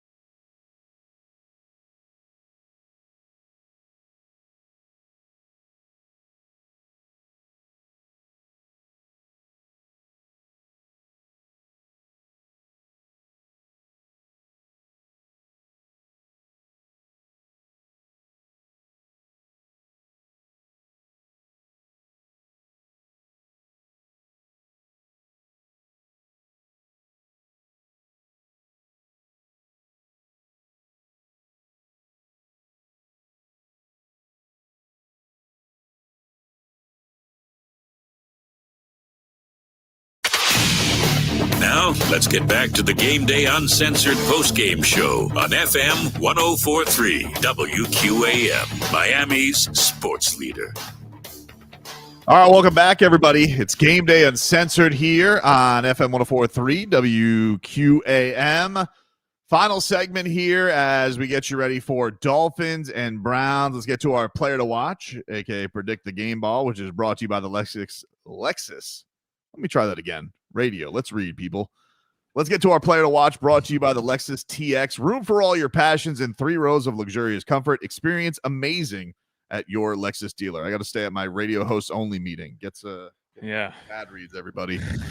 Solana, let's predict the game ball, my friend. Who do you think will have the best game in a Dolphins win today? Can I steal Devon Achane from you? Is that okay? Absolutely. Are you going to be cool with that? Because absolutely. If the Dolphins win this football game, all signs point to running the football. All signs point to the only guy who has been able to be consistently good, and that is Devon Achane. I know it's a cop-out. It's the easy pick. But you know what, Tobin? I've tried to go the Tua route. I've tried to go the Jalen Phillips route a week ago. That was a pretty bad pick on my part. I'm out of answers. Devon Achane seems to be the only answer, so I'll do it. I'll ride with Achane. He's the only guy we got. Dan, you have an inkling today. Who would you predict the game ball goes to in a Dolphins win today? With it being nasty weather, inclement conditions, you're going to have to rely on a trusty weapon like Darren Waller. Darren Waller has a big day catching some intermediate passes and maybe even a touchdown or two. Okay. I would like that. I will say you scared me during the break because I was like, should I throw a Riley Patterson into a parlay for over 1.5 field goals because this feels like a field goal fest? And then you sent me a tweet that what did he miss by? He missed by 20 yards on a field goal. Yeah, this is this is shaping up to be a bad Monday for me because I've hitched my wagon to Riley Patterson, who finally missed a 50-plus yard field goal last week, and the Dolphins lost by 3 points. But Zach Jackson, who covers the Browns for The Athletic, tweets out, Riley Patterson just tried a 45-yard field goal that missed by 20 yards. The wind is howling. So that does not fare well for the kicking game. Tobin, there's also something else kind of percolating in Cleveland, and Joe Shad is all over this, apparently. I have never heard of midges before, and maybe I'm just an idiot, very possible, but I've heard of gnats, I've heard of mosquitoes, I've heard of no-see-ums, which apparently can F people up over on the west coast of Florida. I have never heard of the word midges before, and yes, that's without the T. And apparently there's an infestation of midges going on at the Browns Stadium. I don't like that. And these, I've done the research here. Midges are kind of like gnats, and they look like mosquitoes or gnats, but they don't bite. They just they swarm.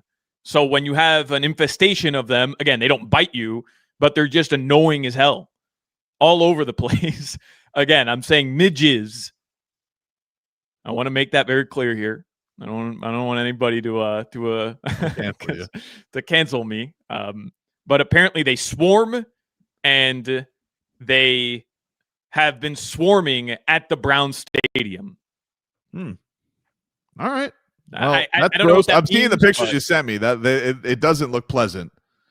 It doesn't look pleasant. By the way, a Devon Achane anytime touchdown is now plus money. It's plus 100 for anybody who hasn't bet that yet. So I think people are seeing the weather, and all the touchdown props are going down or going up on the odds because Quinshot Judkins was minus 140. It's gone up. I think everybody's just assuming this is going to be a big time underfest today for anybody who's dealing with this. I'll predict this. So I'm going to go with Patrick Paul. I think the Dolphins do have a good running day, and I liked his confidence. Bless his heart. He's the only one who seems to have any cajones on that team to say that he's willing to take on Myles Garrett. So I'm going to go with Patrick Paul. I think the Dolphins have a good performance running the football today. I think they're going to get a close win. I think they get it done against this team. I'm not anticipating in a monster Tua game because, well, that doesn't seem prudent in this weather. But I think that Achane's been one of the best players in football. I think that Ollie Gordon can provide a little something in return. And, hopefully the Dolphins defense can, finally put a foot in the ground here and get some stops. That's the thing I'm honestly the most worried about, is this defense really making a stand against anybody, because let's face it, they just haven't been able to.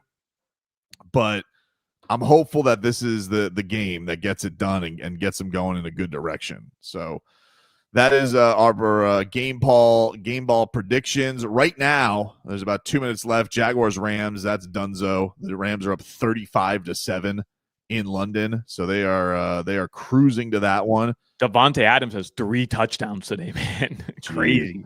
Yeah. Monster performance. Then we got later today, you got Saints and Bears.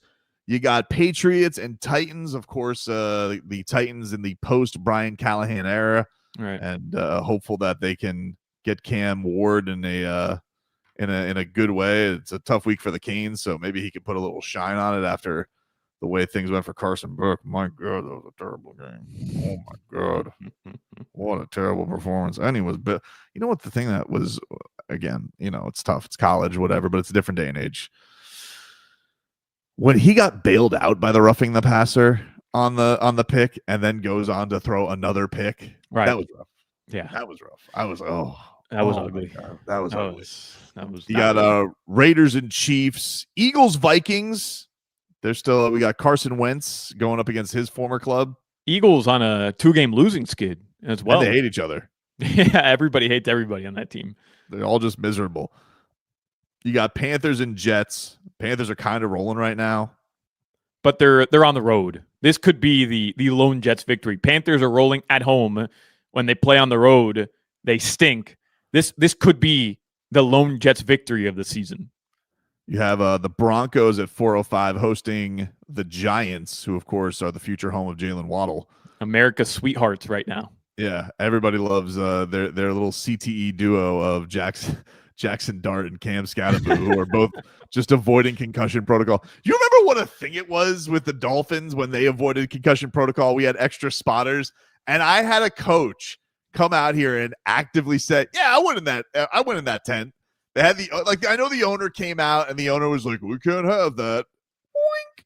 We can't have that, Brian Dayball." So, but that was hilarious. Like, these guys were like getting in. Obviously, I don't wish any head health on anybody, but like, come on, dude. Those guys got their bells rung in that game. And Cam Scatterbo, basically is a walking battering ram. I can't believe that team. They are lovable. I get it. Probably the most fun the Giants have been in a while.